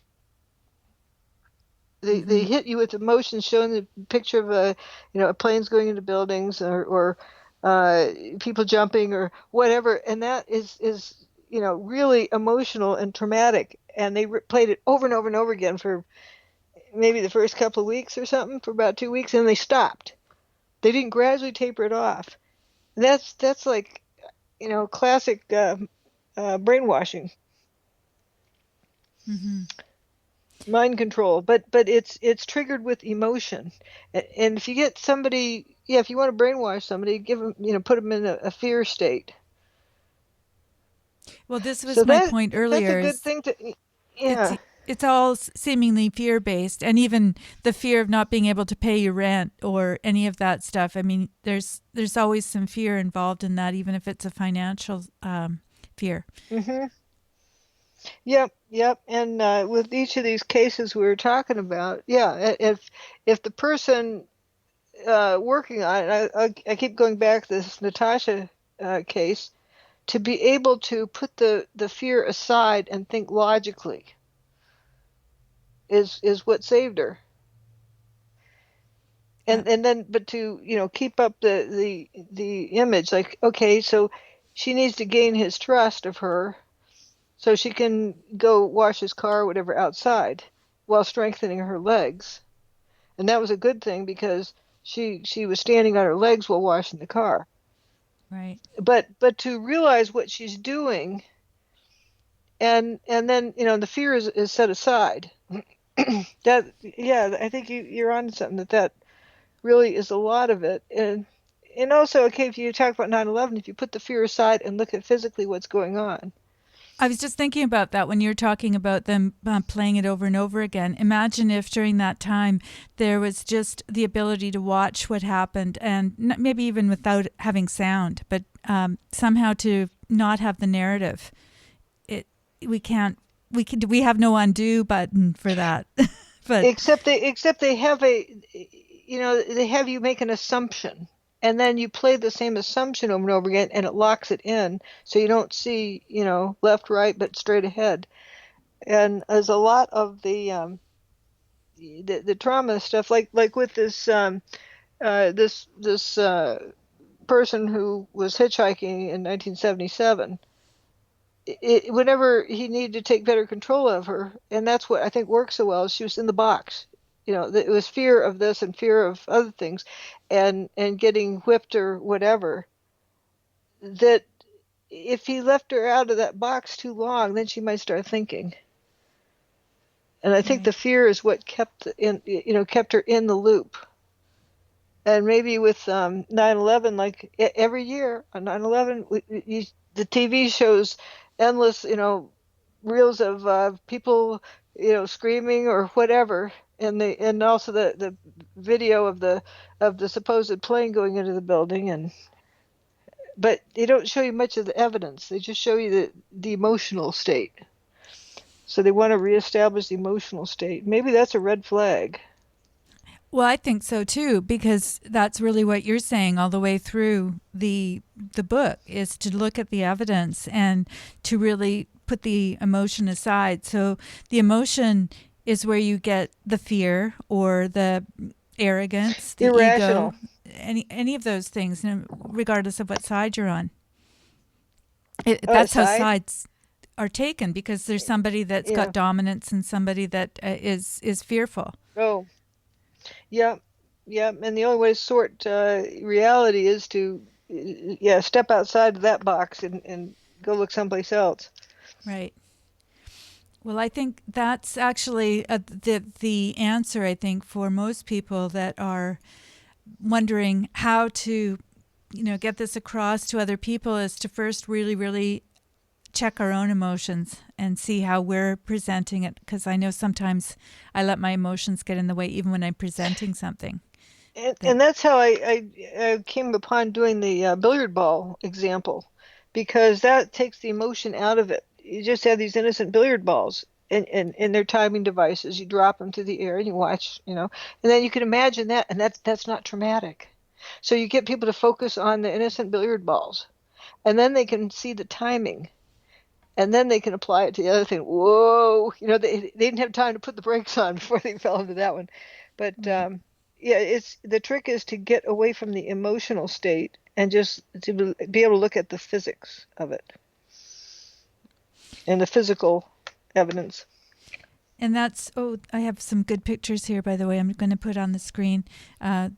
Speaking of physical evidence, there's the cars, of course, the ones that flipped over. And the narrative, of course, is that they were all towed away within, few hours, I suppose.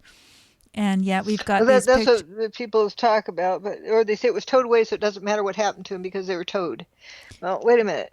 Something happened to these cars, regardless of whether or not they were towed. Well, that's the part I wanted you to explain that to people, because I've never understood that explanation, because it makes no sense. So this is one that had to be emotionally Oh, the towed involved thing? somehow. Hmm. It just like what James Corbett was trying to say, but he didn't even remember how it worked. He said, "Well, they're towed, or something. So therefore, Judy Wood is an idiot because the cars were towed." But then he didn't understand quite what the reasoning was in that. And then he says, "Well, people are coming up with lots of explanations of what could have happened to the vehicles to cause them to be, toasted like that." Well, that's my point. That something weird happened to the cars. Why does that make me an idiot for pointing it out? But Yeah. but people get so into the emotional. He said, she said. Isn't that ridiculous? Wait, the cars were toasted, trashed in some weird way. And then where were the cars? And they got towed and moved. Some didn't. Some were there for quite a while afterwards. The ones in the Embassy Suites parking lot. And there were some that we know right where they're toasted, and some were toasted and then moved. But still, look at the weird toasting of them. Don't argue about whether or not they're towed. The ones in the Embassy Suites parking lot, I have pictures of before, during, and after. There's actually people who were in the by the Stuyvesant School, took a picture out their window, and you can see where the cars are parked. I think I have that one. We're looking down on it, but there's other pictures as well. There's the police car that is flipped over. Now, where was that? It looks like it was right outside of the what was left of Tower 1 and 2. Then there's but the other ones are on side streets. So there's the ones that I. Well, it's the one that's in front of WFC 1. Oh, you're thinking about the Okay. ambulance, maybe. Oh, now I see the upside down police car. That's over on Church Street. Right. And then going back a little bit. But then why is it upside down? Well, this is it. Why? The first one I showed was 6-1, just above that, because that was the one that fascinated me.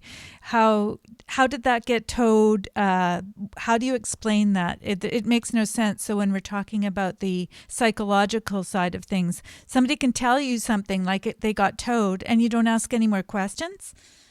Right. Like, okay. So what if it got towed? What happened to it? Why did it get to be like it is?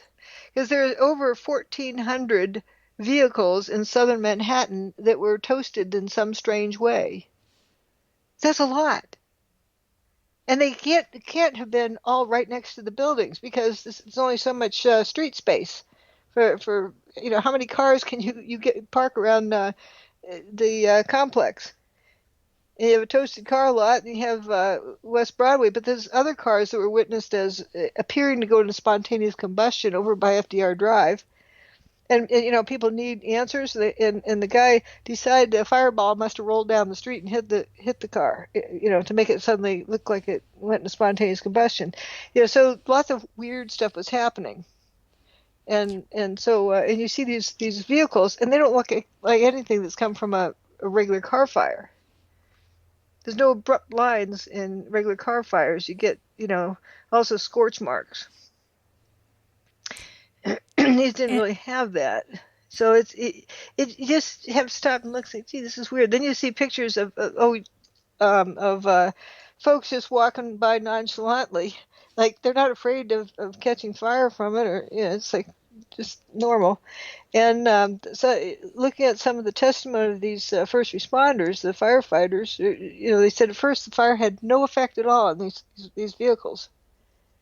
They're putting hazmat foam on it, and weird stuff. And they realized it was something weird. But well, they didn't have anything else to do, so they go deal with some car fires. They're all over the place. Mm-hmm. Yeah, that in itself is weird, because you didn't have trees on fire, you didn't have paper on fire. Why just the vehicles all over southern Manhattan?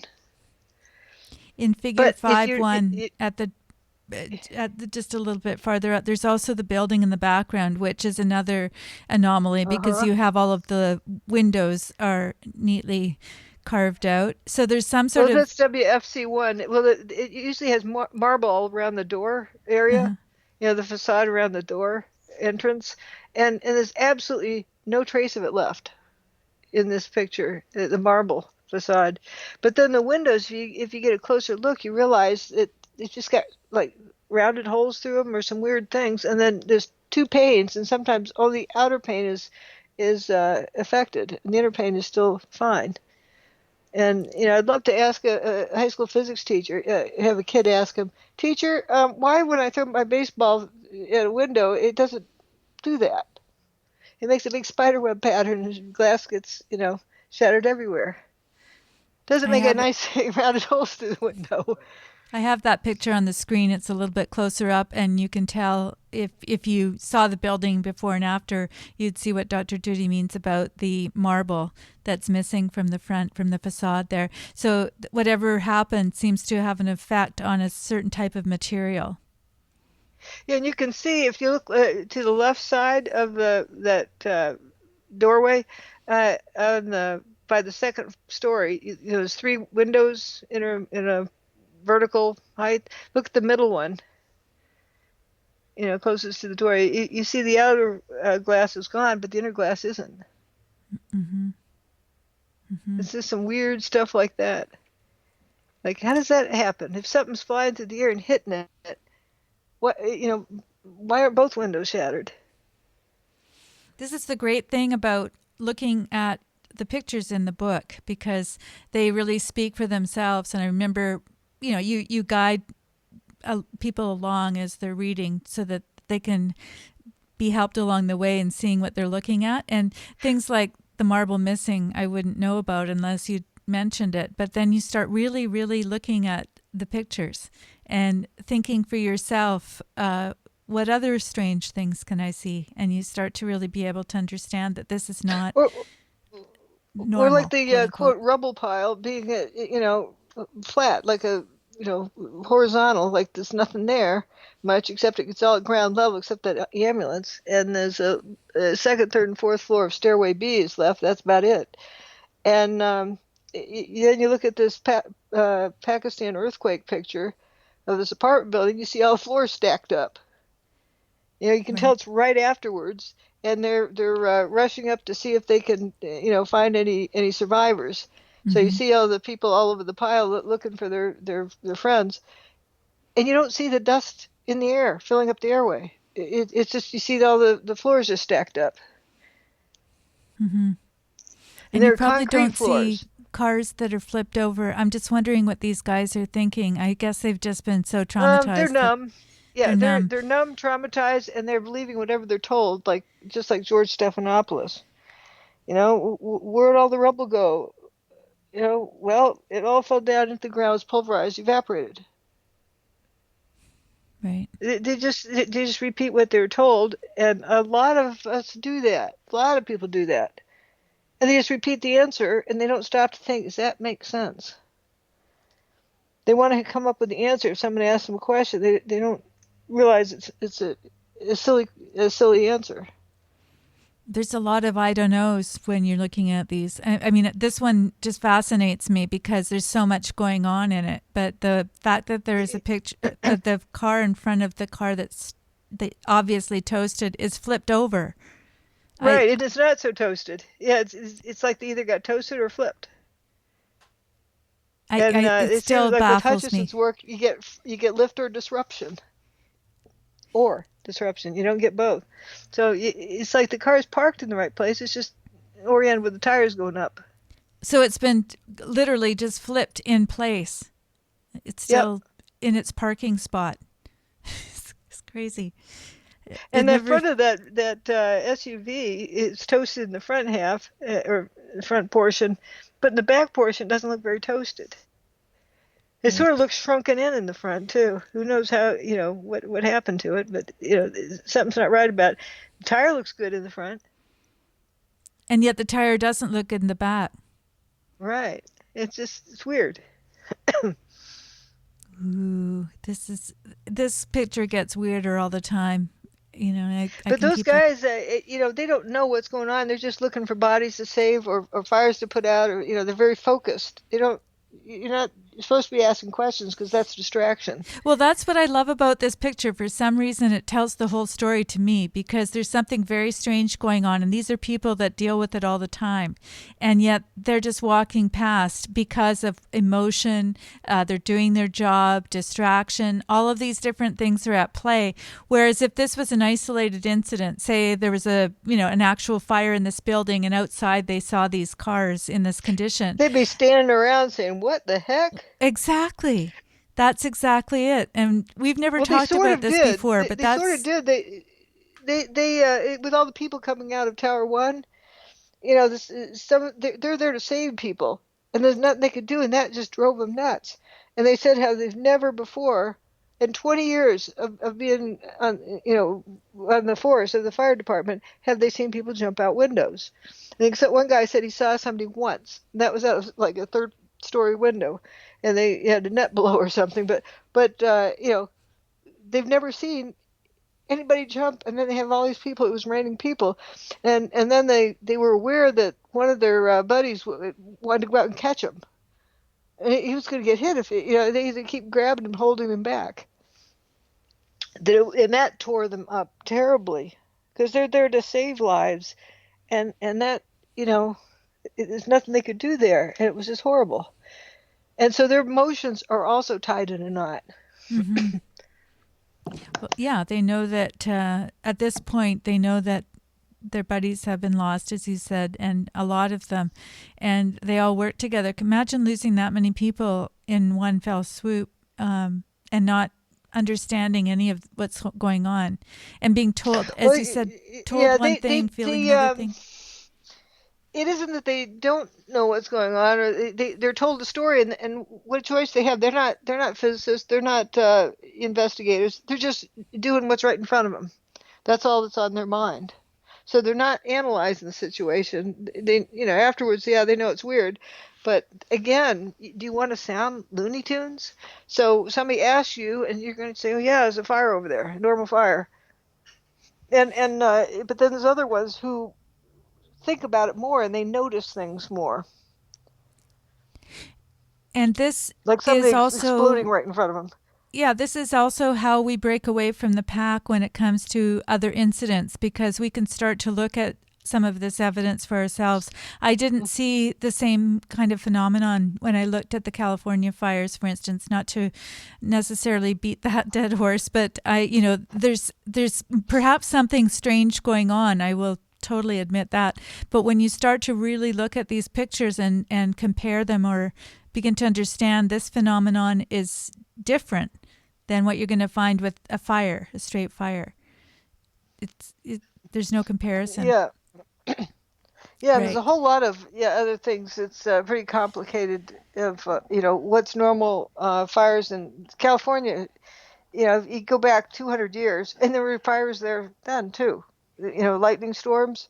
Mm-hmm. You go back 100 years or 50 years, in that time period, you had a lot of logging. So you had those, the loggers had fire towers, and they'd be on the watch more. So they'd stop the fires before they got out of hand. So you have a whole lot of different scenarios now without the logging going on, and just the wilderness area controlled by the U.S. government. Fires start getting out of hand. So that's a different situation than what we used to have there. Right.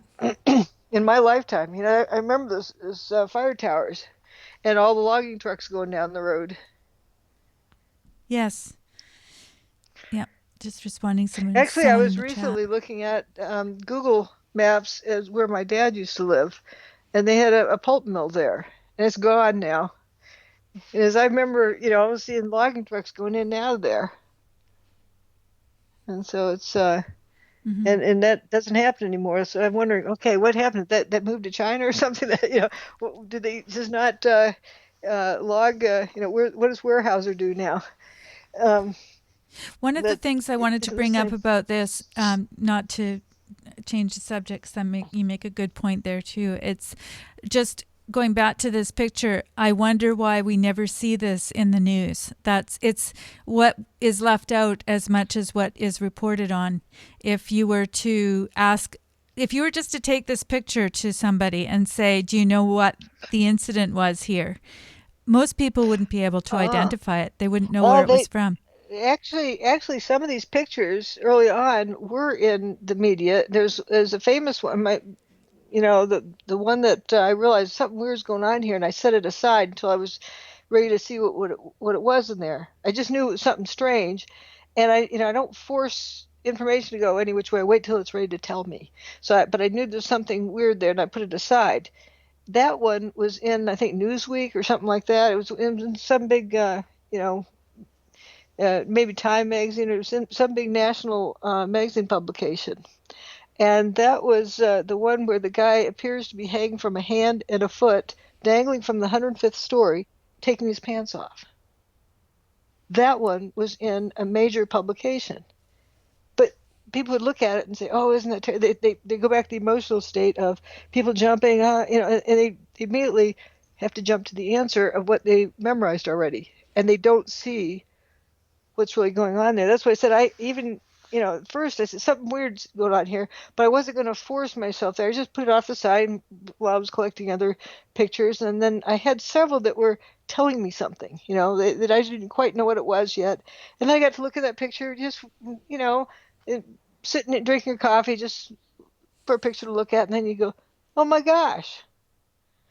People don't have shirts on there. People don't have pants on there. And what are they doing dangling from the 105th story without shoes or pants or shirts? And why are they undressed in this guy that appears to be dangling from one hand, 1 foot, taking his pants off from the 105th floor? Firefighters don't fight fires in the nude. If there's a fire issue, you wear your clothes to protect yourself. It's a protective layer. Right. So but instantly when I saw it, yeah, something strange here, but it didn't jump out at me until later because I was just letting it, come forward. But that's something that was, and I bet you this picture probably has been seen by folks, but they've already memorized what the answer is. And like I said, with the molten metal in the streets, Stephen Jones would show that image, and he got his followers to memorize molten metal in the streets was the response when you were shown that flashcard. That's another way of getting people to not see what's really in the pictures. They're told what to see, and then they move on. Like a picture of the spire turning to dust. Jones cranked up or had somebody else do it. Probably, so his hands are off it, but he encouraged somebody else to do it. It's turn up the contrast, and you see this bright, you get some white spots if you turn up the contrast. He says, see, thermite. And you're busy thinking, oh, this is evidence of thermite. Pretty soon people don't realize the thing is turning into dust in midair. They don't see that because he's cranked up the contrast. That really helps with Gary's question. Does Judy dispute the nanothermite theory? Gosh, I wish I could read better. The theory, well, see, first determine what happened to the building. And the building mostly turned to dust in midair. Now, if it mostly turned to dust in midair, you got every constituent of the building in that dust. It was a steel frame building with aluminum cladding. Steel rusts, and so you get iron oxide, and then you get aluminum powder. Well, that's what thermite is. So what a brilliant way to hide the fact that most of the building turned to dust. How do you state what that dust came from? You have ingredients of chocolate chip cookies. Does that prove that chocolate chip cookies destroyed the buildings? You can't even, prove that they were actually together as chocolate chip cookies. You just have these ingredients. And so now, the building mostly turned to dust. Well, thermite can't do that. What does thermite do? It melts stuff. Well, so if you had the building getting melted by thermite, you'd have a lot of people blinded by the light. Seriously, this thing would be lit up like a 4th of July sparkler. Mm-hmm. And the nanothermite just means it burns faster. Well, thermite works through heat transfer. Heat transfer takes time. So the faster you burn it, the less time you have for the heat to be transferred. So it doesn't even work as well as regular thermite. But the purpose of it is, it gets used in the military for a thermite grenade. Because if you have top secret documents in your office and the bad guys are coming and you don't want them to get a hold of it, you let out a thermite grenade that burns all the paper in the office instantly, so the bad guys can't get it. That's what it was used for. Kind of ironic when you think about it, because it was the paper that didn't burn in this case. Yep. Bingo. Yeah. And also those people in Stairway B, they didn't, remember being burned to death. I think you're going to like this response. Not. Can I just say this to Gary? Because I kind of know what he's going to say. He's saying that he's open to all ideas. Appreciate Dr. Wood's theories, and that's a big difference between there's a big difference between a theory and evidence.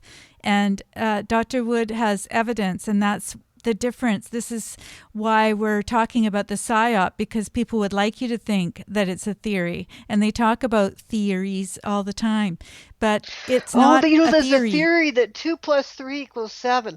There's another theory that 2 + 3 = 5. There's another theory that 2 + 3 = 17. I guess we'll never know what the answer to 2 + 3 is, because there's all these theories. No, 2 + 3 = 5. You add them up, it's summing, the quantities, you get 5.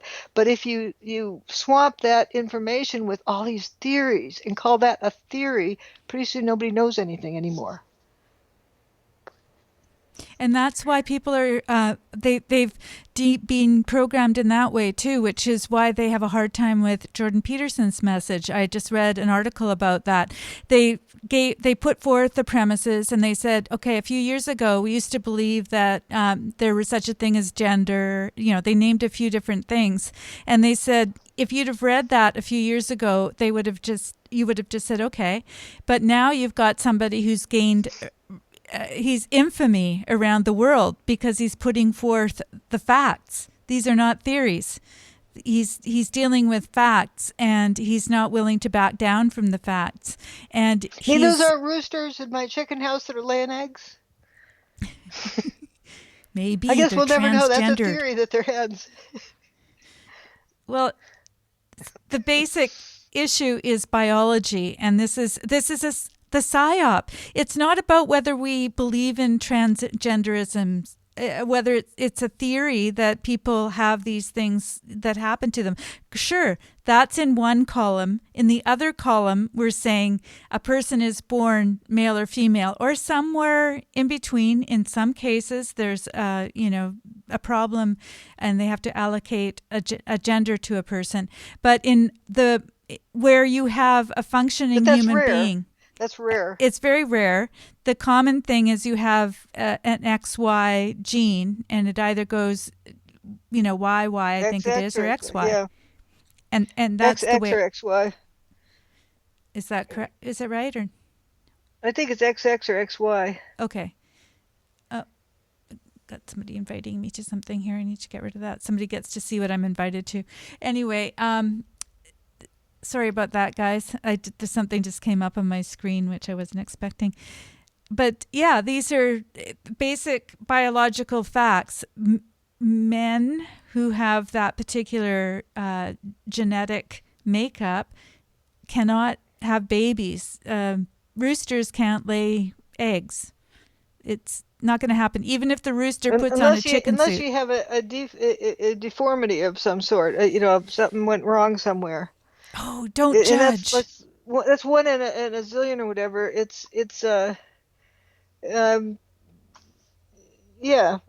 Actually that's how some have seen it as but anyway, as for somebody being a female one week and a male the next week and then a female the next week, what that does is takes people's brains and puts them into a salt and pepper shaker, then sprinkles them out all over the place. Right. It just shakes it up into total confusion. If you don't know your identity, what's the first thing before that you even get a name? It's a boy or it's a girl. Yeah. That's part of an identity, even with chickens. Because if you want to, have egg layers, you want them to be hens, not hens to be, and not roosters to be. And so right. that there's even names to those. Those pullets, and I don't know what they call them, cockerels or something. The little boys. Mm-hmm. Okay, this is Gary. I really appreciate your questions, and I don't want to in any way minimize. It's just this is very typical of the progression of people kind of getting unpsyoped, because it's part of the process of taking one step at a time. The next question is, well, where did those directed energy, where were they positioned? I'm sorry, I'm garbling people's questions. Well, where were these directed energy weapons positioned? Okay, I'm going to hand that over to you. What were the serial numbers? We need to have the serial numbers or it doesn't exist. That's a mentality. It's like saying, well, thermite.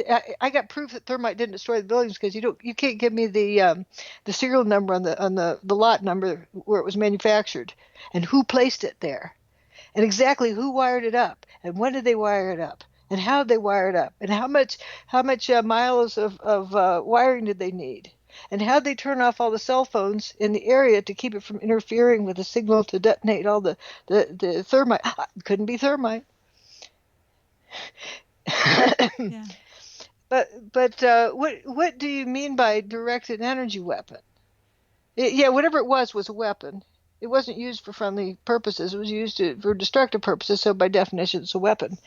And it wasn't kinetic energy. You can rule that out various ways. We've done that in the past, and it wasn't thermal energy. The building didn't melt into a puddle. It didn't look like this horrendous forest fire, and light up the whole East Coast. If you had stuff that hot enough to destroy the entire building, it would have blinded everybody in Manhattan. That didn't happen. And so, thermal energy, you cross that off the list. Kinetic energy, you can cross that off the list. The building didn't, floors didn't hit other floors, nor did you have a bomb throwing chunks through the air.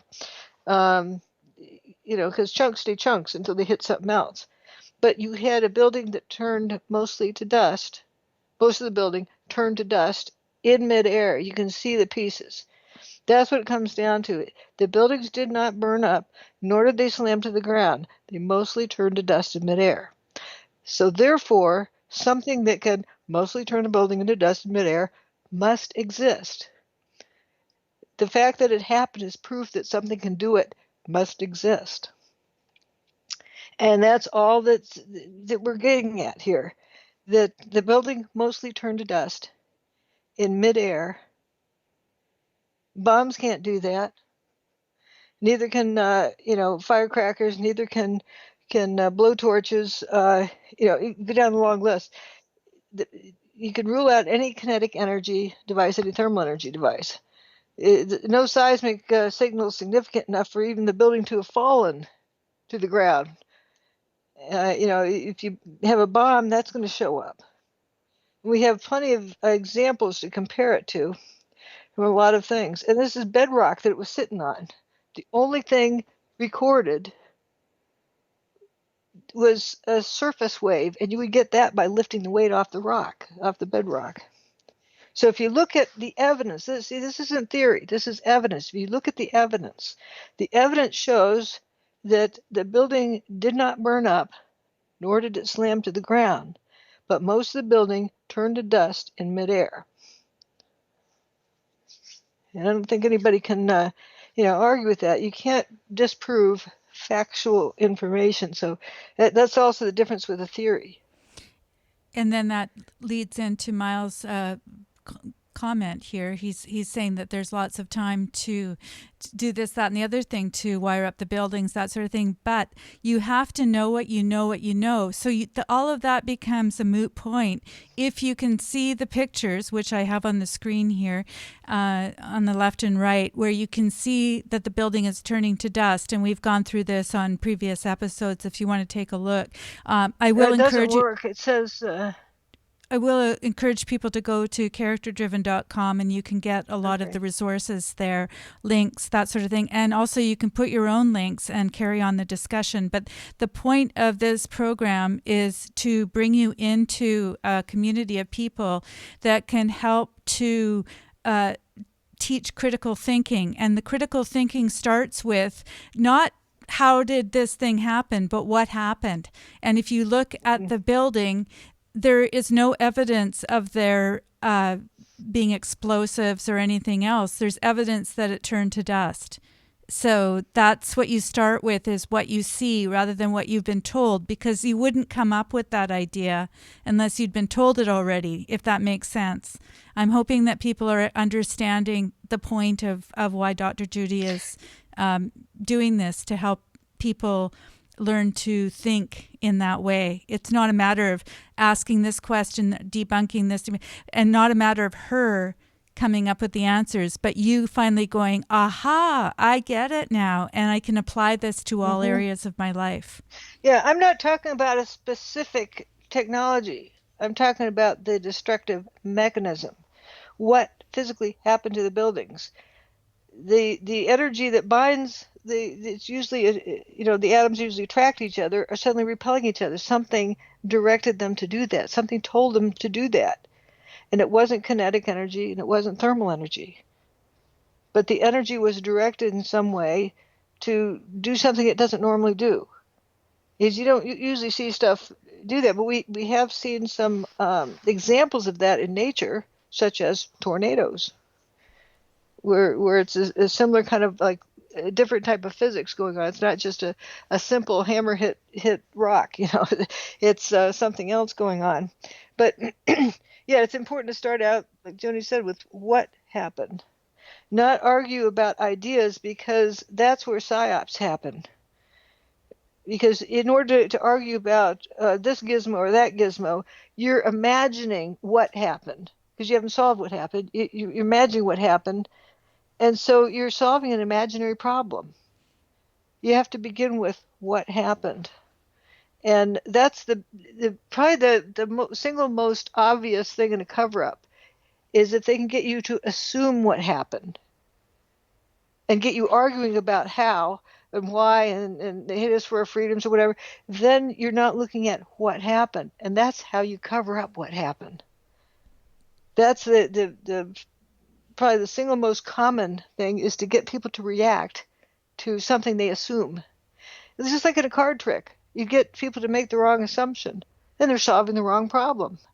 You can never, ever solve the correct problem by assuming the wrong problem. So that's why it's so important to start with what happened. And what happened is not a theory.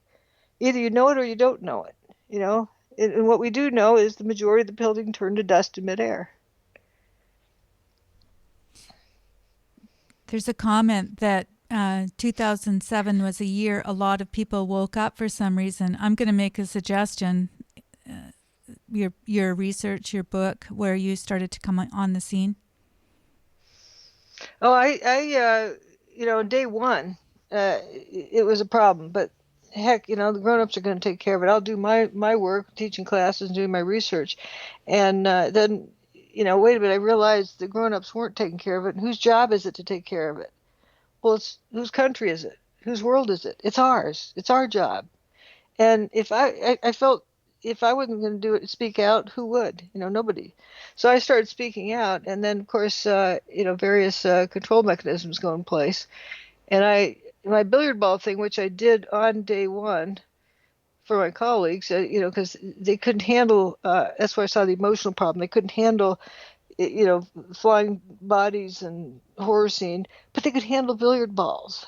So I went through the calculation of the billiard balls, and they could see what I was talking about, and then they looked like, well, of course, that it's a very simple problem. Why are you asking us if this makes sense? So they could get it in that situation, but not in the real situation. So I realized there's something strange going on there.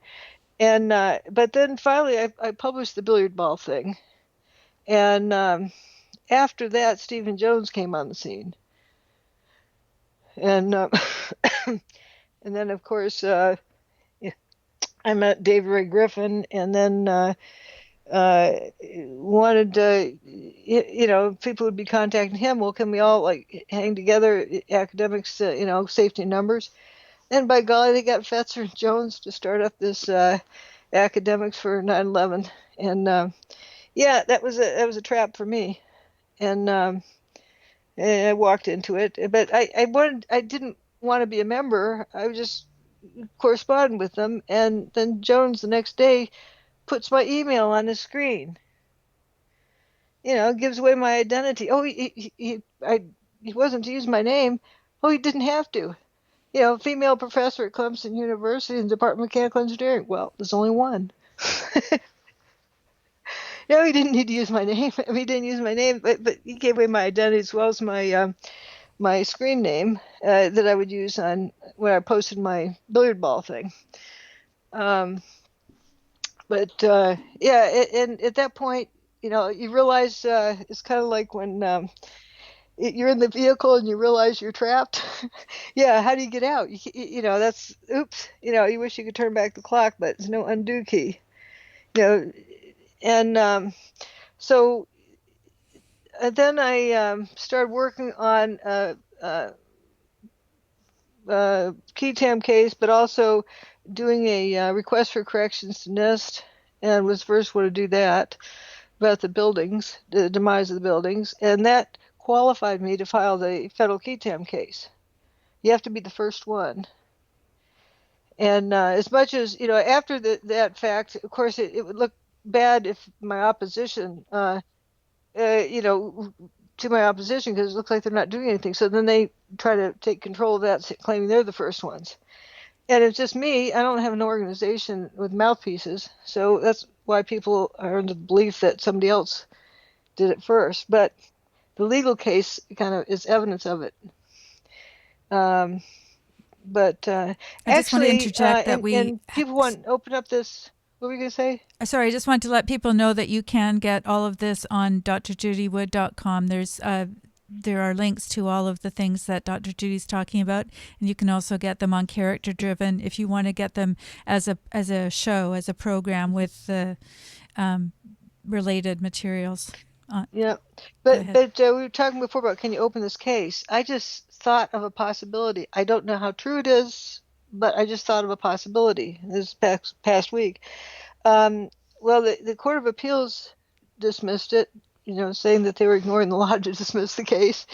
Then it went to the Supreme Court. The Supreme Court doesn't need to say why they don't feel like hearing it, but they didn't feel like hearing it. It wasn't a dismissal, it was a denial of hearing the case. So the case hadn't been heard. I wonder if that leaves us some kind of leeway, legally, of getting them to hear it. We're certainly hoping so. That would be an interesting thing. The other courts, dismissal is a dismissal, but the fact they didn't hear it, they just didn't feel like it. Well, but I see this as a core group of people. Big. I'm sorry. I keep walking on you.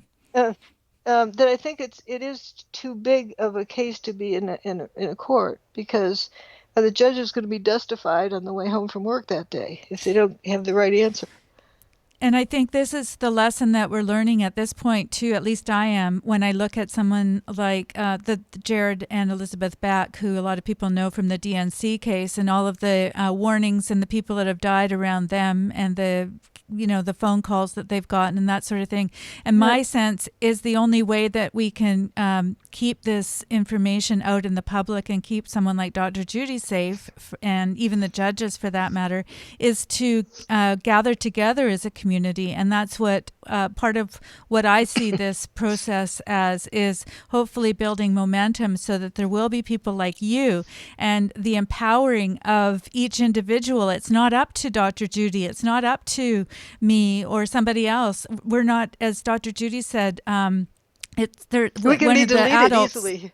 When are the adults going to take over? They're not. We are all adults. We're all part of the world.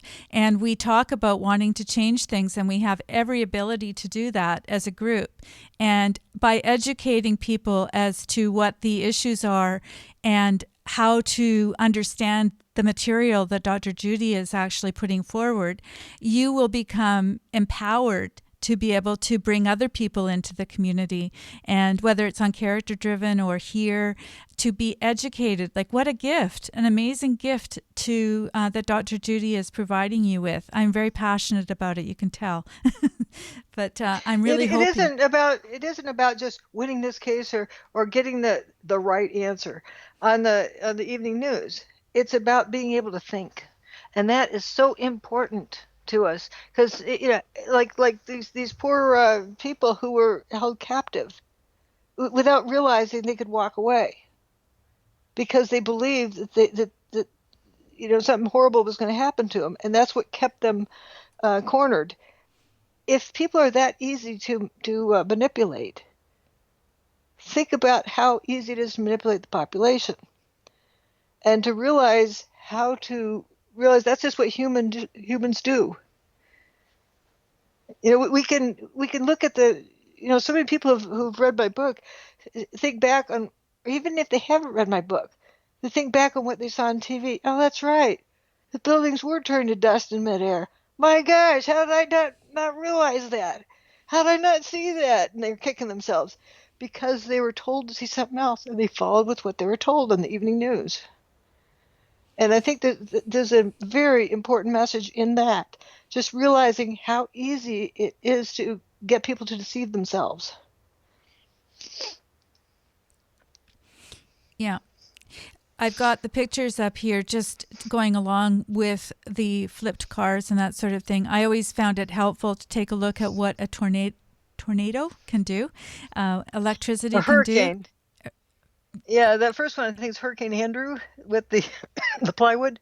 I'm a little bit farther along. I'm on the Hurricane Aaron page, and some of you may never have heard of Hurricane Aaron, and we did talk about that on another show as well. But there was a hurricane off the coast that was actually heading toward the East Coast for, I think, about 5 days, and there was no warnings. And it was actually 4 days. Actually, it was the most studied hurricane ever. It was monitored by all sorts because they wanted to be able to anticipate, being able to see where hurricanes went or how their path went, or be able to study them. And so they studied it, and it almost pooped out, and then it got a second wind and picked back up to a Category 3, and for 4 days made a straight beeline to Manhattan.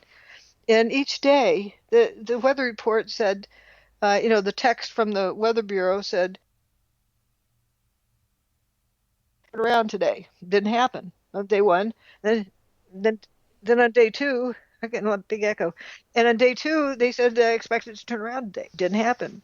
Day three, they expected it to turn around. Didn't happen. Day four, they expected it to turn around. Good thing it did, because they're out of turnaround space. It was right at the end of Long Island. The outer bands were, and you can see it in the distance. If you see pictures looking west to east of Manhattan, with the fumes coming up from where the towers had stood, you look off in the distance, you see the bands of the hurricane. It was actually raining in Cape Cod. Yeah, people saw the blue sky, but that's what you see outside of the hurricane. I have the tracker on, so they can kind of get at that graphic. The track of Hurricane Aaron. It's one of the, I guess it's a GIF file on your website, so that people can kind of see how it tracked up the coast, and yet there was no warnings at all. And it was actually you see where it kind of pooped out, where it turns yellow there, and then and then you see it gets a second wind, and it just starts, aiming right towards Manhattan. Right, and then up a little bit farther, I showed you the picture of that's Hurricane Aaron on the day. It's right off of New York, and these are just notice where it turns yellow and makes a sharp right-hand turn. Oh, down here. At get back. The closest point to Manhattan, that's where it was that morning of 9/11. And how did you out of town? How did you see this? How did you find this? Well, you see the fumes coming up. Won't call them smoke or dust or whatever, just fumes. We don't know what exactly it was. We don't have to determine it, just to identify the stuff coming up from where the towers had stood. And all right, then it takes kind of a dog leg and it keeps on going up. Oh, how high does it go up? And so maybe if I see some weather satellite pictures, I can see where it goes. So I go find some weather satellite pictures and go, oh my gosh, what is this? That's when I saw the hurricane. So you discovered a hurricane sort of by accident because you were looking at the satellite photos.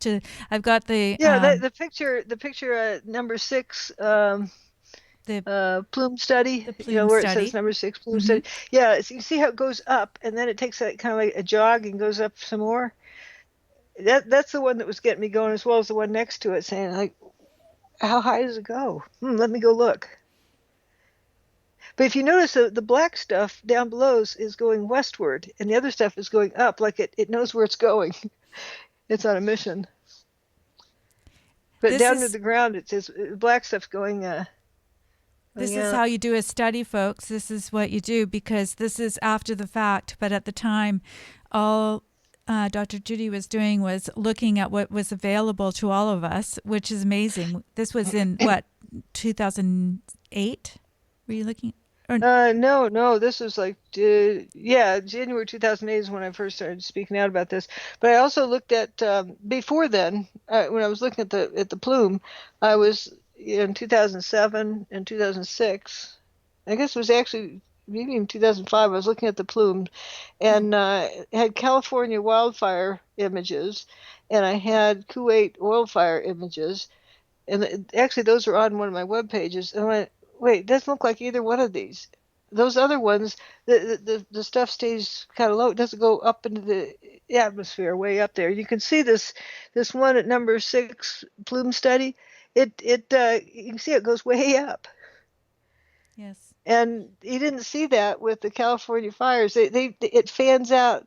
It goes up a little ways and go out horizontal and fans out and then dissipates like a big fan. Same with the Kuwait oil fires. When you're looking from space. Yep. And this really went up a tremendous amount. And like, what would take it up that far? And a dust cloud rolls out and then it goes up. So I'm not looking for the answer. I'm not looking for the gizmo or the serial numbers. I'm looking for what happens. So just be curious and just study one aspect. Actually, no, I got to tell you exactly why I started worrying about how the dust went up. And it was January 10th, 2007. That was close. I noticed it went up before then, but that was the setup that Fetzer did with the Greg Jenkins thing. And Greg Jenkins was desperate to say, oh, no, none of it went up. None of it went up. No, you can't say that. It didn't go up. Didn't go up. I mean, he was such a panic about it, like, oh, why wouldn't he want me to look at where the dust goes up? Let me go look. And then where does it go to? That's what got me actually looking at to see how far up the dust went. Well, it's funny when people say follow the money. I say follow the deception. Follow what people are trying to cover up. You'll find out a lot that way. That was one thing about Stephen Jones, actually. It was very helpful. He didn't say anything extra. Everything he said had a purpose.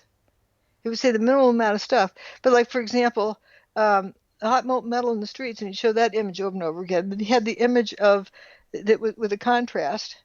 And I remember Andrew first pointed that out, and it was in some presentation. I was just looking at the raw images and didn't see that. So he saw what Jones had presented, and it was this high contrast and trying to get people to focus on, see that bright spot? That means it's thermite.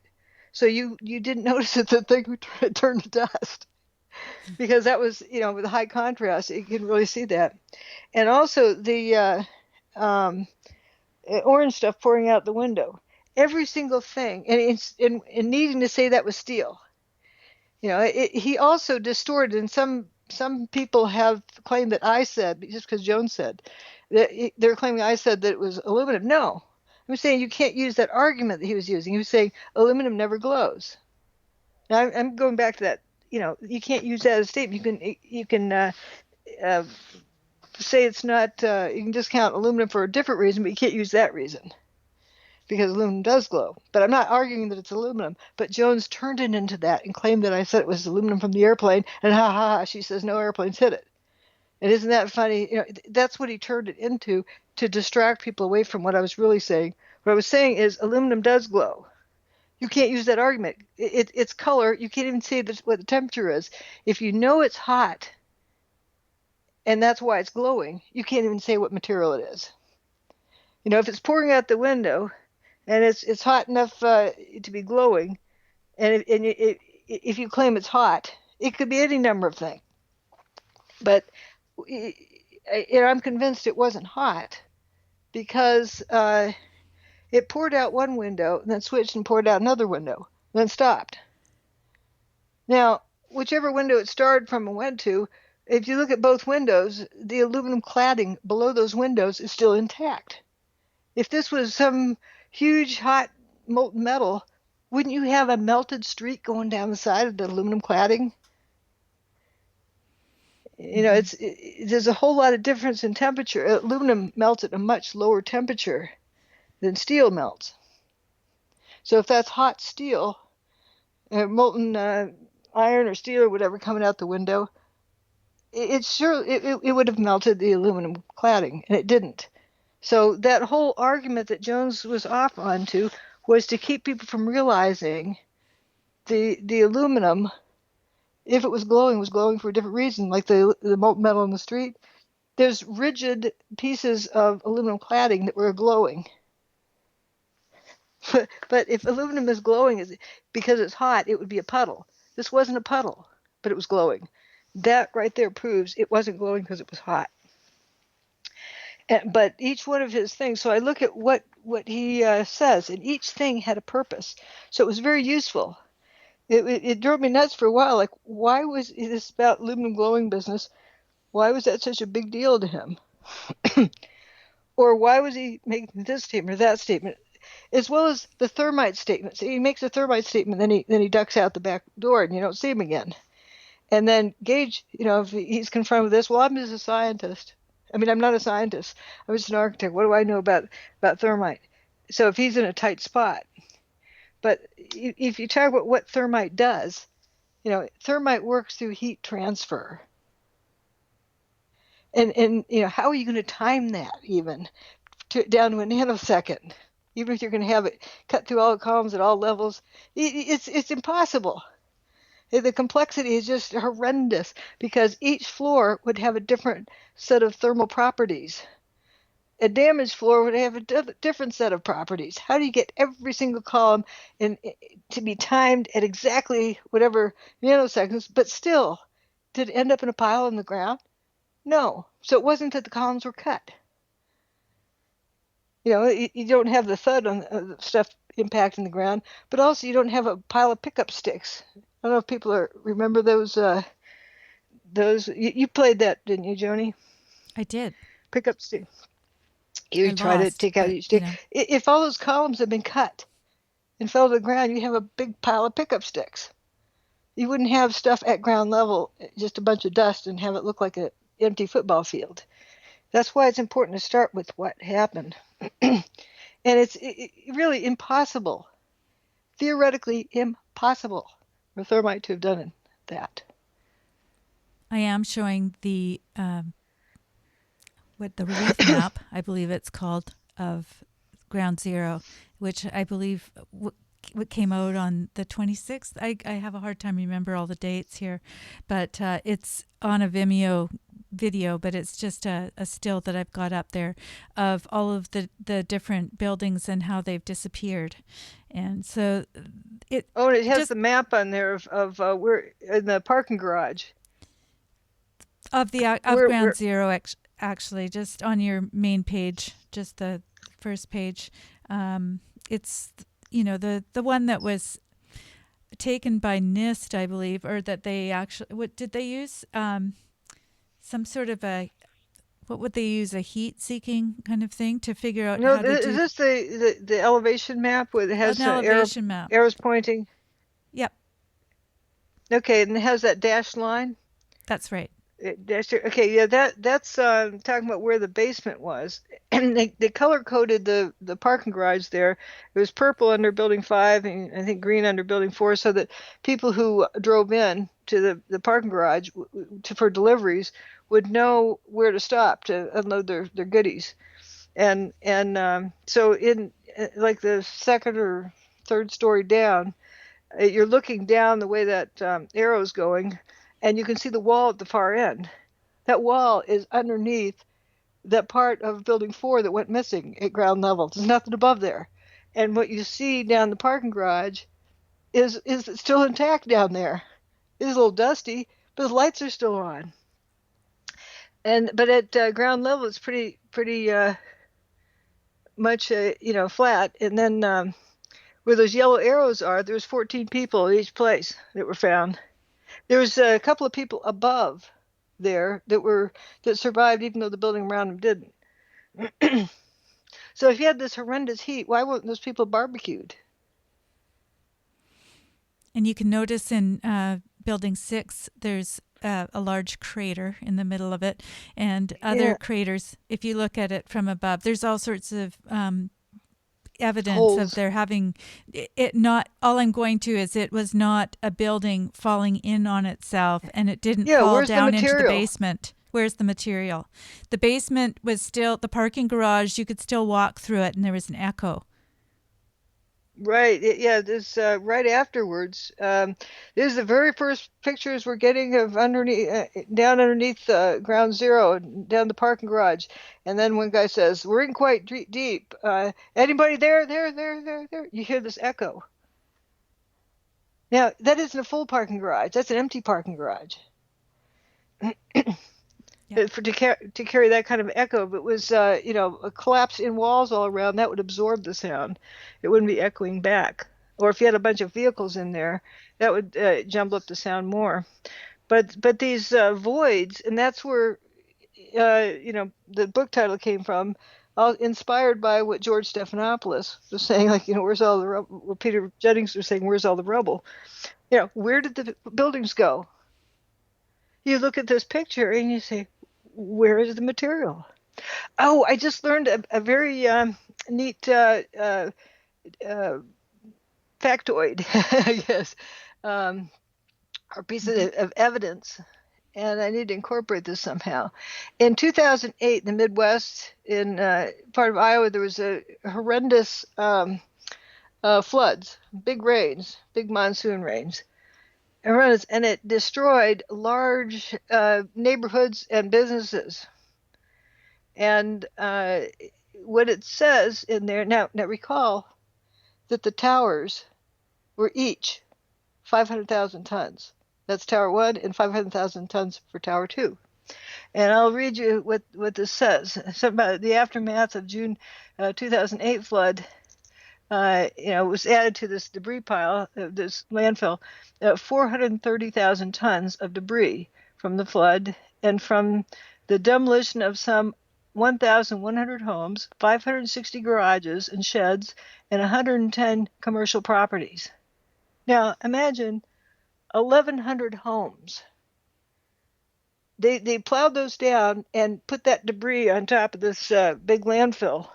And they added 430,000 tons. So what do you think a 500,000 ton building should look like on the ground? Like 1,100 houses piled up, 560 garages, like pickup sticks mashed on top of them, and with another 110 commercial properties. Mm-hmm. That was a pretty neat thing to come across. About that was less than one of the towers. 430,000 tons. It was 500,000 tons for the towers. And so we now have an idea of how much material that was. How much material was there. And so by looking at the evidence of this picture, you don't even need to ask yourself questions like, exactly how much explosives were used, because clearly by the evidence, it doesn't speak to explosives. It doesn't in any way legitimize any of the ideas that other people are putting forward. All you need to do is look at the evidence, show them this picture, and say, well, explain to me how that worked. There's no need to argue with people because the evidence speaks for itself, just like it does in a homicide investigation. You don't have a witness on the stand arguing with the prosecutor. They're just saying, well, I wasn't associated with that evidence, but they're not arguing about the evidence itself. Even with OJ, they weren't saying there was no glove. They're just saying the glove didn't fit him. They weren't saying nobody was killed, and they weren't saying that that there wasn't any blood. They all agreed there was blood and somebody was killed, and there was a glove. And what they're trying to do with this psyop is to say that didn't happen. And there's so much evidence here to say yes, it did. There's no glove, there's no blood, there's no body. I guess we'll never know what happened in the OJ case. I guess we'll never know that there was a murder. And that's, I think, the equivalent. I believe that the current push, I guess. I don't even know what it's called. There's somebody said that they're putting together a case. And I looked at the case with a friend of mine. We were sort of looking at it together and started to look at it, and it named all these people, and it never even mentioned what happened. It says the events around 9/11. It will never get accepted into any court. It's ridiculous. Yeah. It's not. What events around 9/11? It's like So saying they're wanting you to imagine the problem that needs to be solved. They're not solving it. Yeah, I just wanted to use the analogy of saying, here's my neighbor, and I want to take him to court, and I don't like him very much, and so therefore, and he has done some nasty things in the past. So I take him into court, and I say, there is some events that took place, on February the 10th. That I think he was involved in, and the judge goes, well, what were the events? Well, you know what the events were. You've heard about it in the paper. I just think this is the guy that did it. And how is he involved? Well, you just know he was involved. What did he do? Well, he was involved. Yep. Because we've heard he was involved. Well, he was in jail a few years ago, so, clearly it was him that did it. I mean, it doesn't make any sense on any level except in this situation or where there's a cover-up being perpetrated. It was kind of interesting. I think I sent you a link yesterday or recently about this documentary where our favorite scenario really did exist. There was a body that was run over in the street. Oh, I love that. But it was already dead. Bill Kurtz, we're not using any of the footage on the show because I keep getting dinged for copyright for no reason, even though we can give people the link to it. So that's why I'm encouraging them to go over to Character Driven, because that's where I'm putting all the links. It's not. It's really just to keep everything in order. The one with the time code in it. So you could watch something if you want to, but just so you can see where it was. When I saw that, I just cracked up because that's what we were talking about. Apparently, the guy was shot or something. So I didn't know pick up the exact details, but that he pretty much bled like in his house or someplace else, and they brought the body there, and it was already cold when the vehicle ran over it. Yeah. Well, some of the people will get this, and some might not, but it's just our analogy of the body in the street, and everybody assumes that they were run over and that's how they died. That's not how homicide detectives would look at it. They go and they check out. They were run over, but they were already dead. They were already dead. So there's no point in looking at the perpetrator. I bet the perpetrator actually thought they'd get away with it that way. They'll never look at the body. We'll just tell them that we ran over. Whoopsie. We might have run over. You put it out there to get run over in the middle of the street. You know that they're going to discover it pretty quickly. It's amazing because when we see this in any other context, it is laughable. But for some reason, everybody gets really up in arms when it comes to 9/11 because it's so emotional. Right. I had a student in class one day that got all upset about talking about the towers. That was what do we call it? Sacrosanct. Yeah, it was an insult to all the families of the victims. And I said, "Oh, now picture my hands twiddling my thumbs." I said, "So you believe we should build another building exactly like that?" And twiddling the thumbs, and just wait for the same thing to happen again, for the building to fall down, go boom. Then you're in the wrong profession. If you want to be an engineer, you want to study disasters to know how to avoid them in the future. What went wrong so we can fix it. And I don't think it was the engineering of that particular building. Seems as though No, but that's why it's important to study the problem, not just to put a sheet over it and move on. Like even Challenger, blowing up as it took off. They discovered what the problem was because they have to. I mean, that's it's your friends. They got toasted or whatever, and you gotta solve it so you're not going to repeat it very next launch. And apparently, you did that. Yeah, well, that was the Columbia is what I really got into. That one was too obvious. But it was so neat watching that the investigation of that was spot on, was perfect. It's an investigation worth studying how they did it. Even though, yeah, like I knew what caused it, but and there's a guy on their team that thought just like I did, Hubbard and Scott Hubbard, but still he had to go through the discipline of eliminating what you could eliminate. Here are all the possibilities. That they have this big decision tree, and eliminating the ones you could eliminate. But then he studied it so well that and tried to do a remake of the exact same scenario, and it exactly came out the same. That was what was so beautiful about it. When it happened, he raised both hands like touchdown. And the head of the investigation panel, when he spoke to him on the phone, he says, "I bet you're grinning ear to ear right now," because he knew that that's what the guy had thought all along.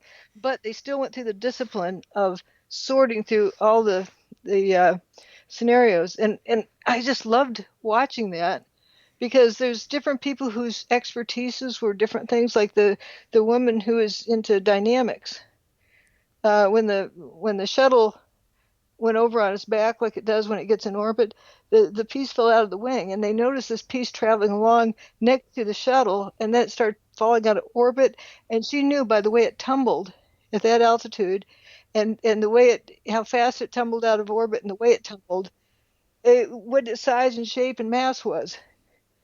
It was incredible. Hmm.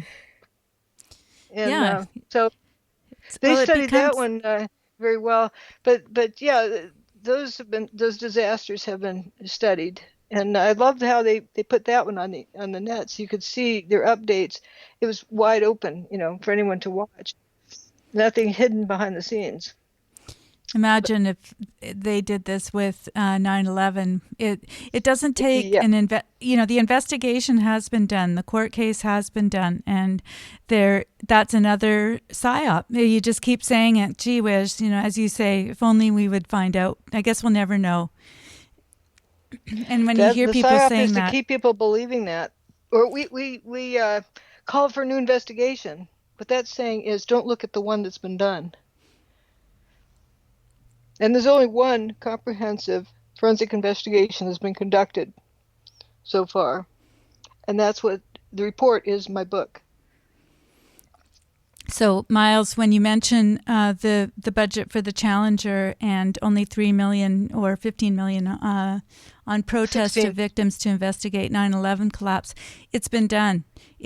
This is exactly what Dr. Judy's book is. Where Did the Towers Go? Is the forensic evidence, and it was the basis upon which she launched a court case.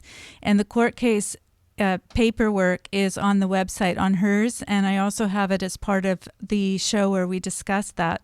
So you can take a look through that yourself. So whenever somebody comes along and says, geez, we should put some money toward it, just say, it's been done. All you need to do is buy the book and or go on the website and to put that book together. My life savings. I supported myself from my life savings. And lost everything as a result of having published it. Yep. But it's out there because I felt strongly that it's something that needed to be done. And as someone I respect told me that there's probably no event in history that's been documented better than that. And that was a real neat statement, that it's documented. Look at it, walk through the book, see if you can find an error, if that's what your game plan is, if that's what your problem you're trying to solve is, if that's your objective. Read through it front to back. Not quote mine and taking things out of context, but read the thing from front to back, and see if you can find an error where I quote went wrong. And then you'll figure out why you can't find Dr. Judy Wood in Wikipedia, why they shadow ban this station every time, or this channel every time we have Dr. Judy on. I mean, it's clear.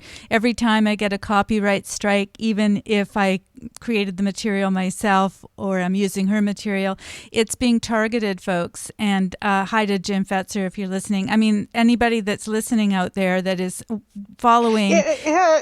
Here, I'd say something. If Jim Fetzer's listening, why am I so important to him? Yeah. Yeah. Why am I so important to listen to? If you think you can come up with a better, thing than my book, if you can conduct a better forensic investigation yourself, all means do it.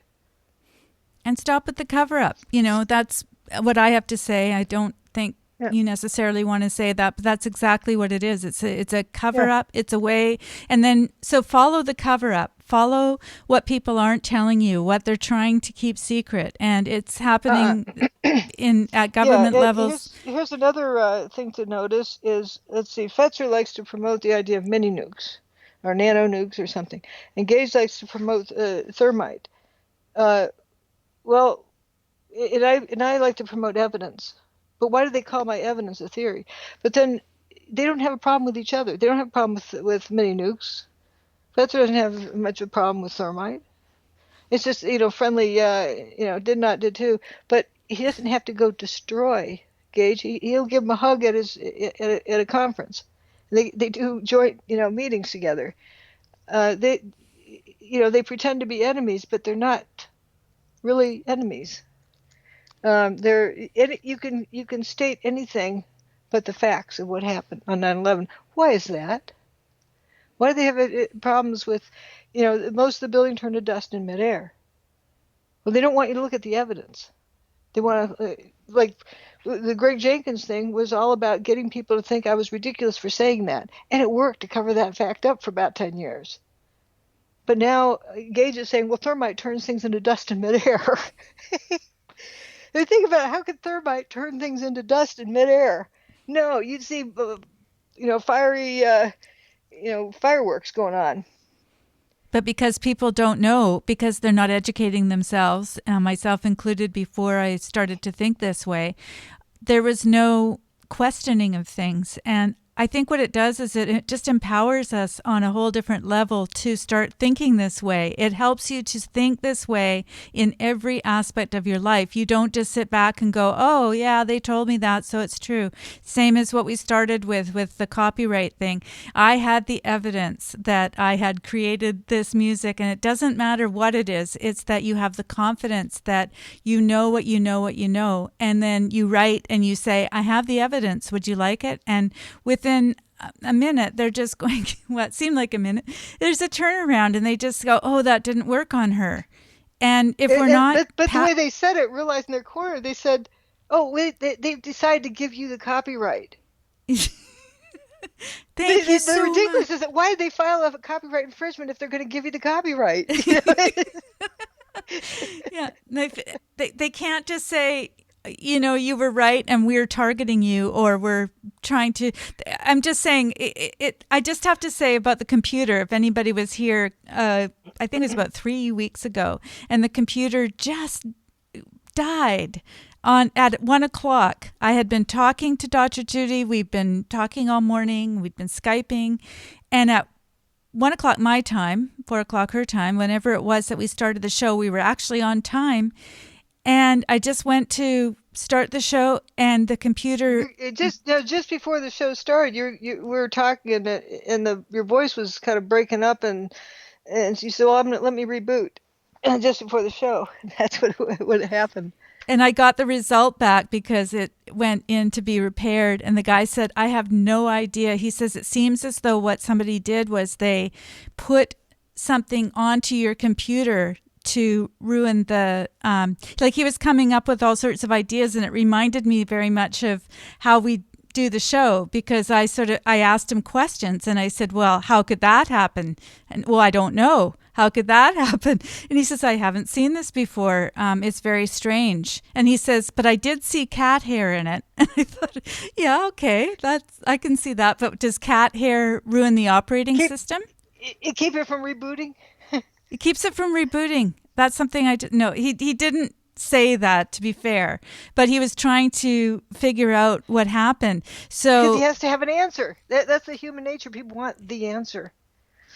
So yeah, I didn't want to go into my my conspiracy theory.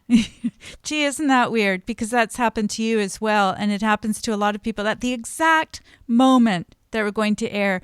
I get shadow banned every time I get a copyright infringement, which is why I'm not using anything except what's on Dr. Judy's website.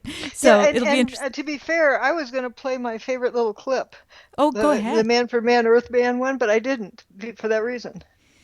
And so you see how it restricts people, and that's why I'm glad that I have some website skills, because I actually downloaded it and I uploaded it onto my own server, and so you can find that. You have to download it because it's quite long, but I will do that with all of the videos, because I'm getting to the point where I'm thinking, I don't want to be Well, on look at this. my website, and you see a lot of videos that have been removed. Well, we It saw just one was just too now. hard keeping up with them all. Yeah, when I was showing one of the images of the Dustification. this was it the dust going up. I think there is a video in the middle, and it was no longer available. So that's one of the reasons that I'm putting the resources on the site, and I'm using right from the source. So if it's Jordan Peterson, it's from Jordan Peterson's YouTube channel. And we're not here to... That's what I had with my site, and that's why there's a lot of ones that aren't there anymore, because their sites were taken down. The videos were taken down that I had playing from whatever site it was. Oh, it's amazing how many are taken down from your site, and it's very frustrating. Someone said that all sorts of others have used excerpts of the Channel 4 interview with no problem, and I agree. And all sorts of... You were saying that one of the other movies you saw was using... Oh, yeah, with the truther ones, they have a Tom Petty song, Free Falling, and they have somebody else singing, the building is free falling, I'm free falling, saying that they're the building. It sounds just like, we better not even play it, because we'd get in trouble for that. But it's been up there for several years. There's no I think if we even say the that. word Tom Petty, if we say free falling, they'll probably say we were violating some copyright. Yeah, do a YouTube search on Tom Petty and 911, and you'll find lots of those. Exactly, and you see who's funded as well. And not that I'm going to get into the money side, because it doesn't have to do with money, but it is interesting to see that you've got these people that are working full time on discrediting. I think it's... And do you think Tom Petty is wanting to put himself in that political position of saying the buildings were blown up by thermite or something? You know that he doesn't want to be associated with that. See, again, looking at the evidence, we don't deal in conspiracy theories. I like to deal in... Yep. I look at theories sometimes. They're honest that they had somebody, they call it a cover. In other words, somebody else is singing his sort of like his song. It's the same music and the words sound the same, but they're about building 7 or building 1 and 2 or something.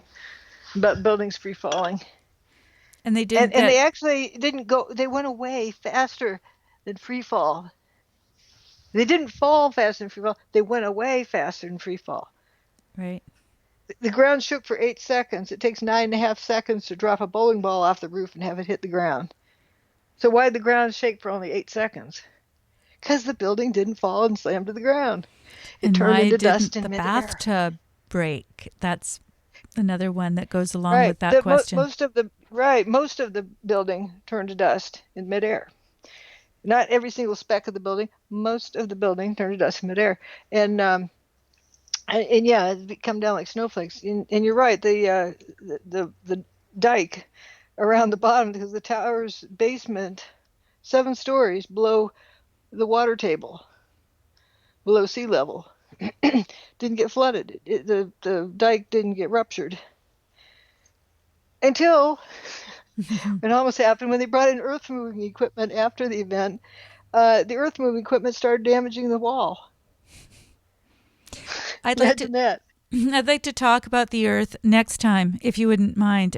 Not the flat earth, but the earth that needed to come in. Not the earth taken out, but all... The dirt goes in, the dirt goes out, the dirt by the goes. I love that one, and maybe I can get some images that will not be compromise any copyright, because I don't really want this to be taken down for that reason. If it's taken down for other reasons, I can't really control that, but whatever we can control, I'm trying to keep my Because nose they're going to look clean. for every excuse possible. Right. So if I can find some open source pictures of the trucks going in, these are fascinating. And if you can't, if I can't find the images, or sorry, the moving images, I can actually find from pictures. The video of Tom Petty, the Tom Petty cover video. They're in there. I saw them. Oh, well, there you go. They'll just make me not have. Well, that would be interesting, just to take the images that are free, open source, and put them in there, and maybe use a little snippet of theirs.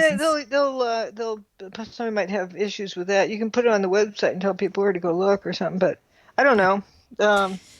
Well, we'll have images at least, because the dirt is really fascinating to me. And, even the fact that Rudy Giuliani was standing on that 2,500 degree dirt. Over 2,000 degree. 2,000 degree.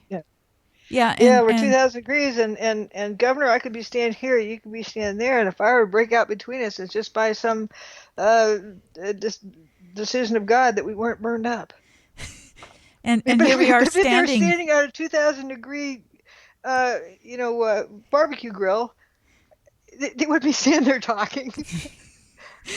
Oh, there's so many things, again, you guys. If you have any kind of curiosity whatsoever, the show is for you, because it's really, I never get tired of this stuff, because it's interesting, if not funny, because you start to look at other people's thesis. The key is, that's an honest statement, just like George Stephanopoulos saying the building evaporated. It's like the best they could do at that time. They saw that there's fumes coming out of the ground, saw that there's orange Cheeto looking, Cheeto fires. That's not regular fire, but Cheeto fire. They saw this orange stuff. And so they decide it must be hot. So they're just be standing on 2,000 degree ground is ridiculous. But the fact they said that, they're explaining their experience. There's something going on there.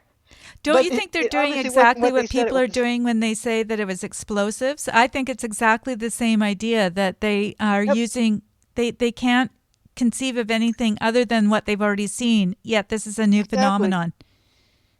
Exactly. And just like the steel-toed boots melting. And after I pointed out how silly that was, Stephen Jones quit saying that when he heard my whining about it. I think even Richard Gage used to say that. I said, well, when my steel oven is melting, the turkey inside is more than well done, and we had no reports of burned feet. So how could you have steel-toed boots melting from heat? No, they were disintegrating from something else. But the woman who said it is a FEMA worker there to give water to the rescue workers, or to bring them nourishment. They're not scientists. And the fact that they say that the steel-toed boots are melting, that's they're describing something. Doesn't mean that they've analyzed it and are saying it was hot molten metal or something like that. And a lot of people make that confusion, and it's easy to cover stuff up when people fall for it.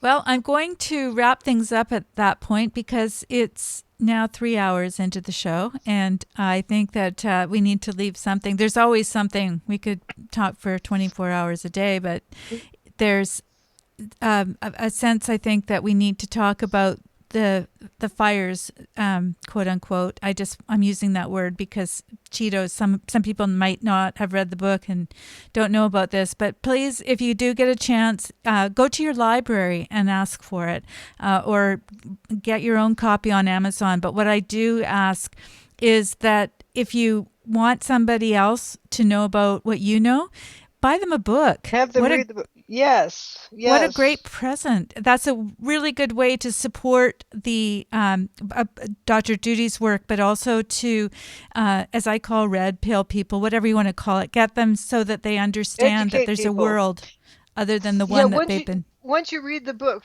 read it from front to back, and maybe, several times, but to understand the situation, and after you thoroughly read it and understood the information, you realize you're in a different world now. It changes your world. Yep. I do have to say that there's Miles says I have a bachelor's of science and civil engineering. I'll try to refute Dr. Wood. Wish me well. I'm going to need it. And it's a bit of humor there. Whatever floats your boat. And go whatever floats your boat. And Planet de la Tourette, my French accent is very bad, says, stop polluting your case with pseudo-intellectual Peterson. But I just think that's for another discussion. And it's interesting how we can have different perspectives. And I'd be curious to know, and I think we should have a question and answer sometime to see what it is that people find offensive about other people. I guess about, it's not meant to pull down anybody. It's meant to, can you cite something? Evaluate. I'm perfectly evaluate willing. Evidence. Yes, I'm perfectly willing, Planet de la Tourette, to chat about Dr. Peterson with you.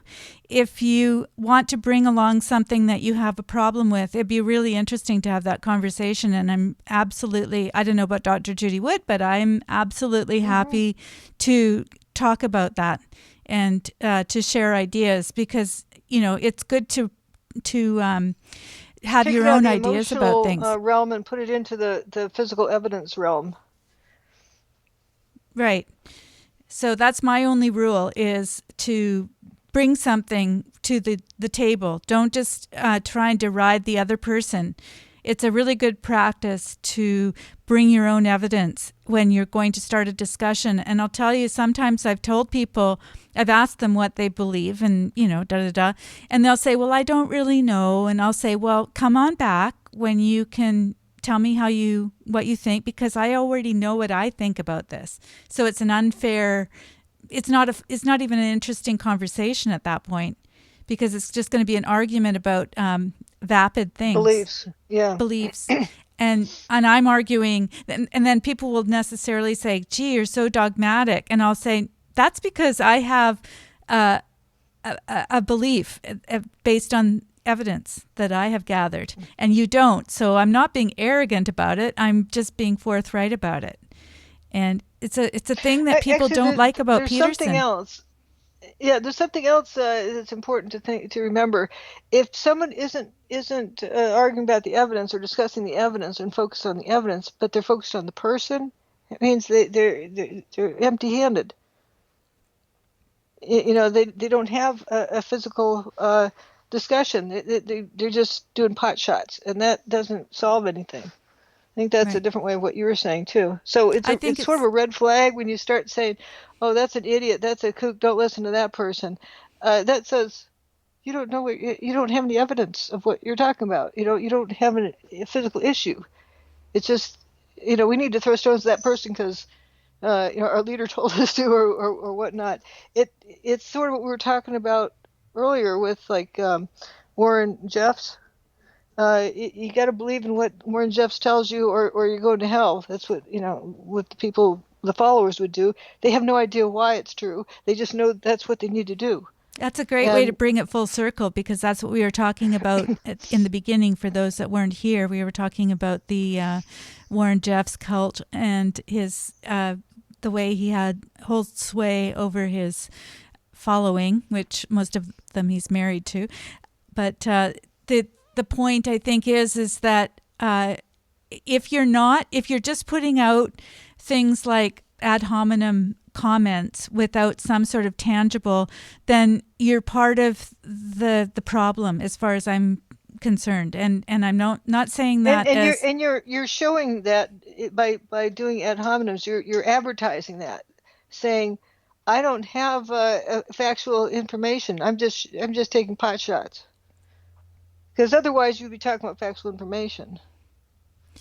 Right. And, I'm addressing because I don't know if it's a he, she, anybody. I'm not very good with the pronouns, but Planet de la Torre, it says, I appreciate my dog too. And that's not, again, it's not helpful because it's an ad hominem discussion. And if you want to talk about dogs in general and how, some people might like dogs and might not, and you have a good stance from which to discuss that, that's great. But to compare somebody to a dog is not helpful. It's not, and that's not the kind of world that I want to live in.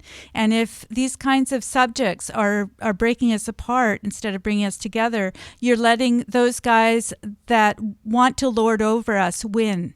That's exactly how they win. When we start to take ownership of our own beliefs and take responsibility for our lives personally, which is exactly what Jordan Peterson is saying, then we begin to be fully realized people that are able to stand behind our beliefs. We can use that word. We believe something because we have evidence enough to make us have those beliefs. So it's very, very important to watch our words and to build community rather than to destroy it. So that's my soapbox. Very well said. And on that note, I'm going to let people go. And next week, I do hope that maybe we can talk about the dirt and the fires, because people have talked about that. And I'm just putting that weird fires. The weird fires. I'm just putting the word out as a placeholder. Yeah, Cheetos. have an adjective in front of it. That's why I call it Cheeto fires. Weird fires, Cheeto fires. As long as you don't say regular fires, because you got to make a distinction. We'll talk about that, the phenomenon that people refer to as fires. There we go. Formerly known as fires. Okay, yeah, it's like Prince, the yes, artist that was formerly known as Prince. Formerly known as. Yeah, exactly. Okay, well, thank you so much, you guys. I hope to see you over on characterdriven.com, and I'm glad to see that you guys are buying the book and encouraging each other to do that. It's it's not as though she's making any money on this. And somebody was saying it's a chakra block full of pictures, and you can only imagine how much that is. So it's about 800. Yeah, over 800 images and diagrams in color. Yeah, and it's like a $300 textbook quality, and it's sold essentially at cost. You've made it available at cost, and so really your desire, just like doing this show, which you do at cost. I flew her out to do this show. Not at Joni's cost. That's, well, at the cost of the internet and some of the equipment. But anyway, it's a very small price to pay to be able to have the privilege of having this discussion. And I thank you very much for coming into the Psyop recovery room. And I do encourage you to invite other friends and people who are skeptical. There's everyone's welcome, and hopefully it's... And thanks, Joni, for organizing this and doing this. That's a wonderful service. You're very welcome. I'm going to do my little extra so that we can say goodbye to each other off air, and I'm going to say goodbye to all of you in our lovely audience, all you smarty pantses out there. Okay, we'll see you next week. Bye-bye. One of the initial steps of the military Psyop program is directed toward the hostland military establishment itself. Since the military represents the government to the populace, their actions and attitudes can do much to create a favorable image of that government in the minds of the people. A soldier's attitude goes a long way toward implementing an effective military Psyop program.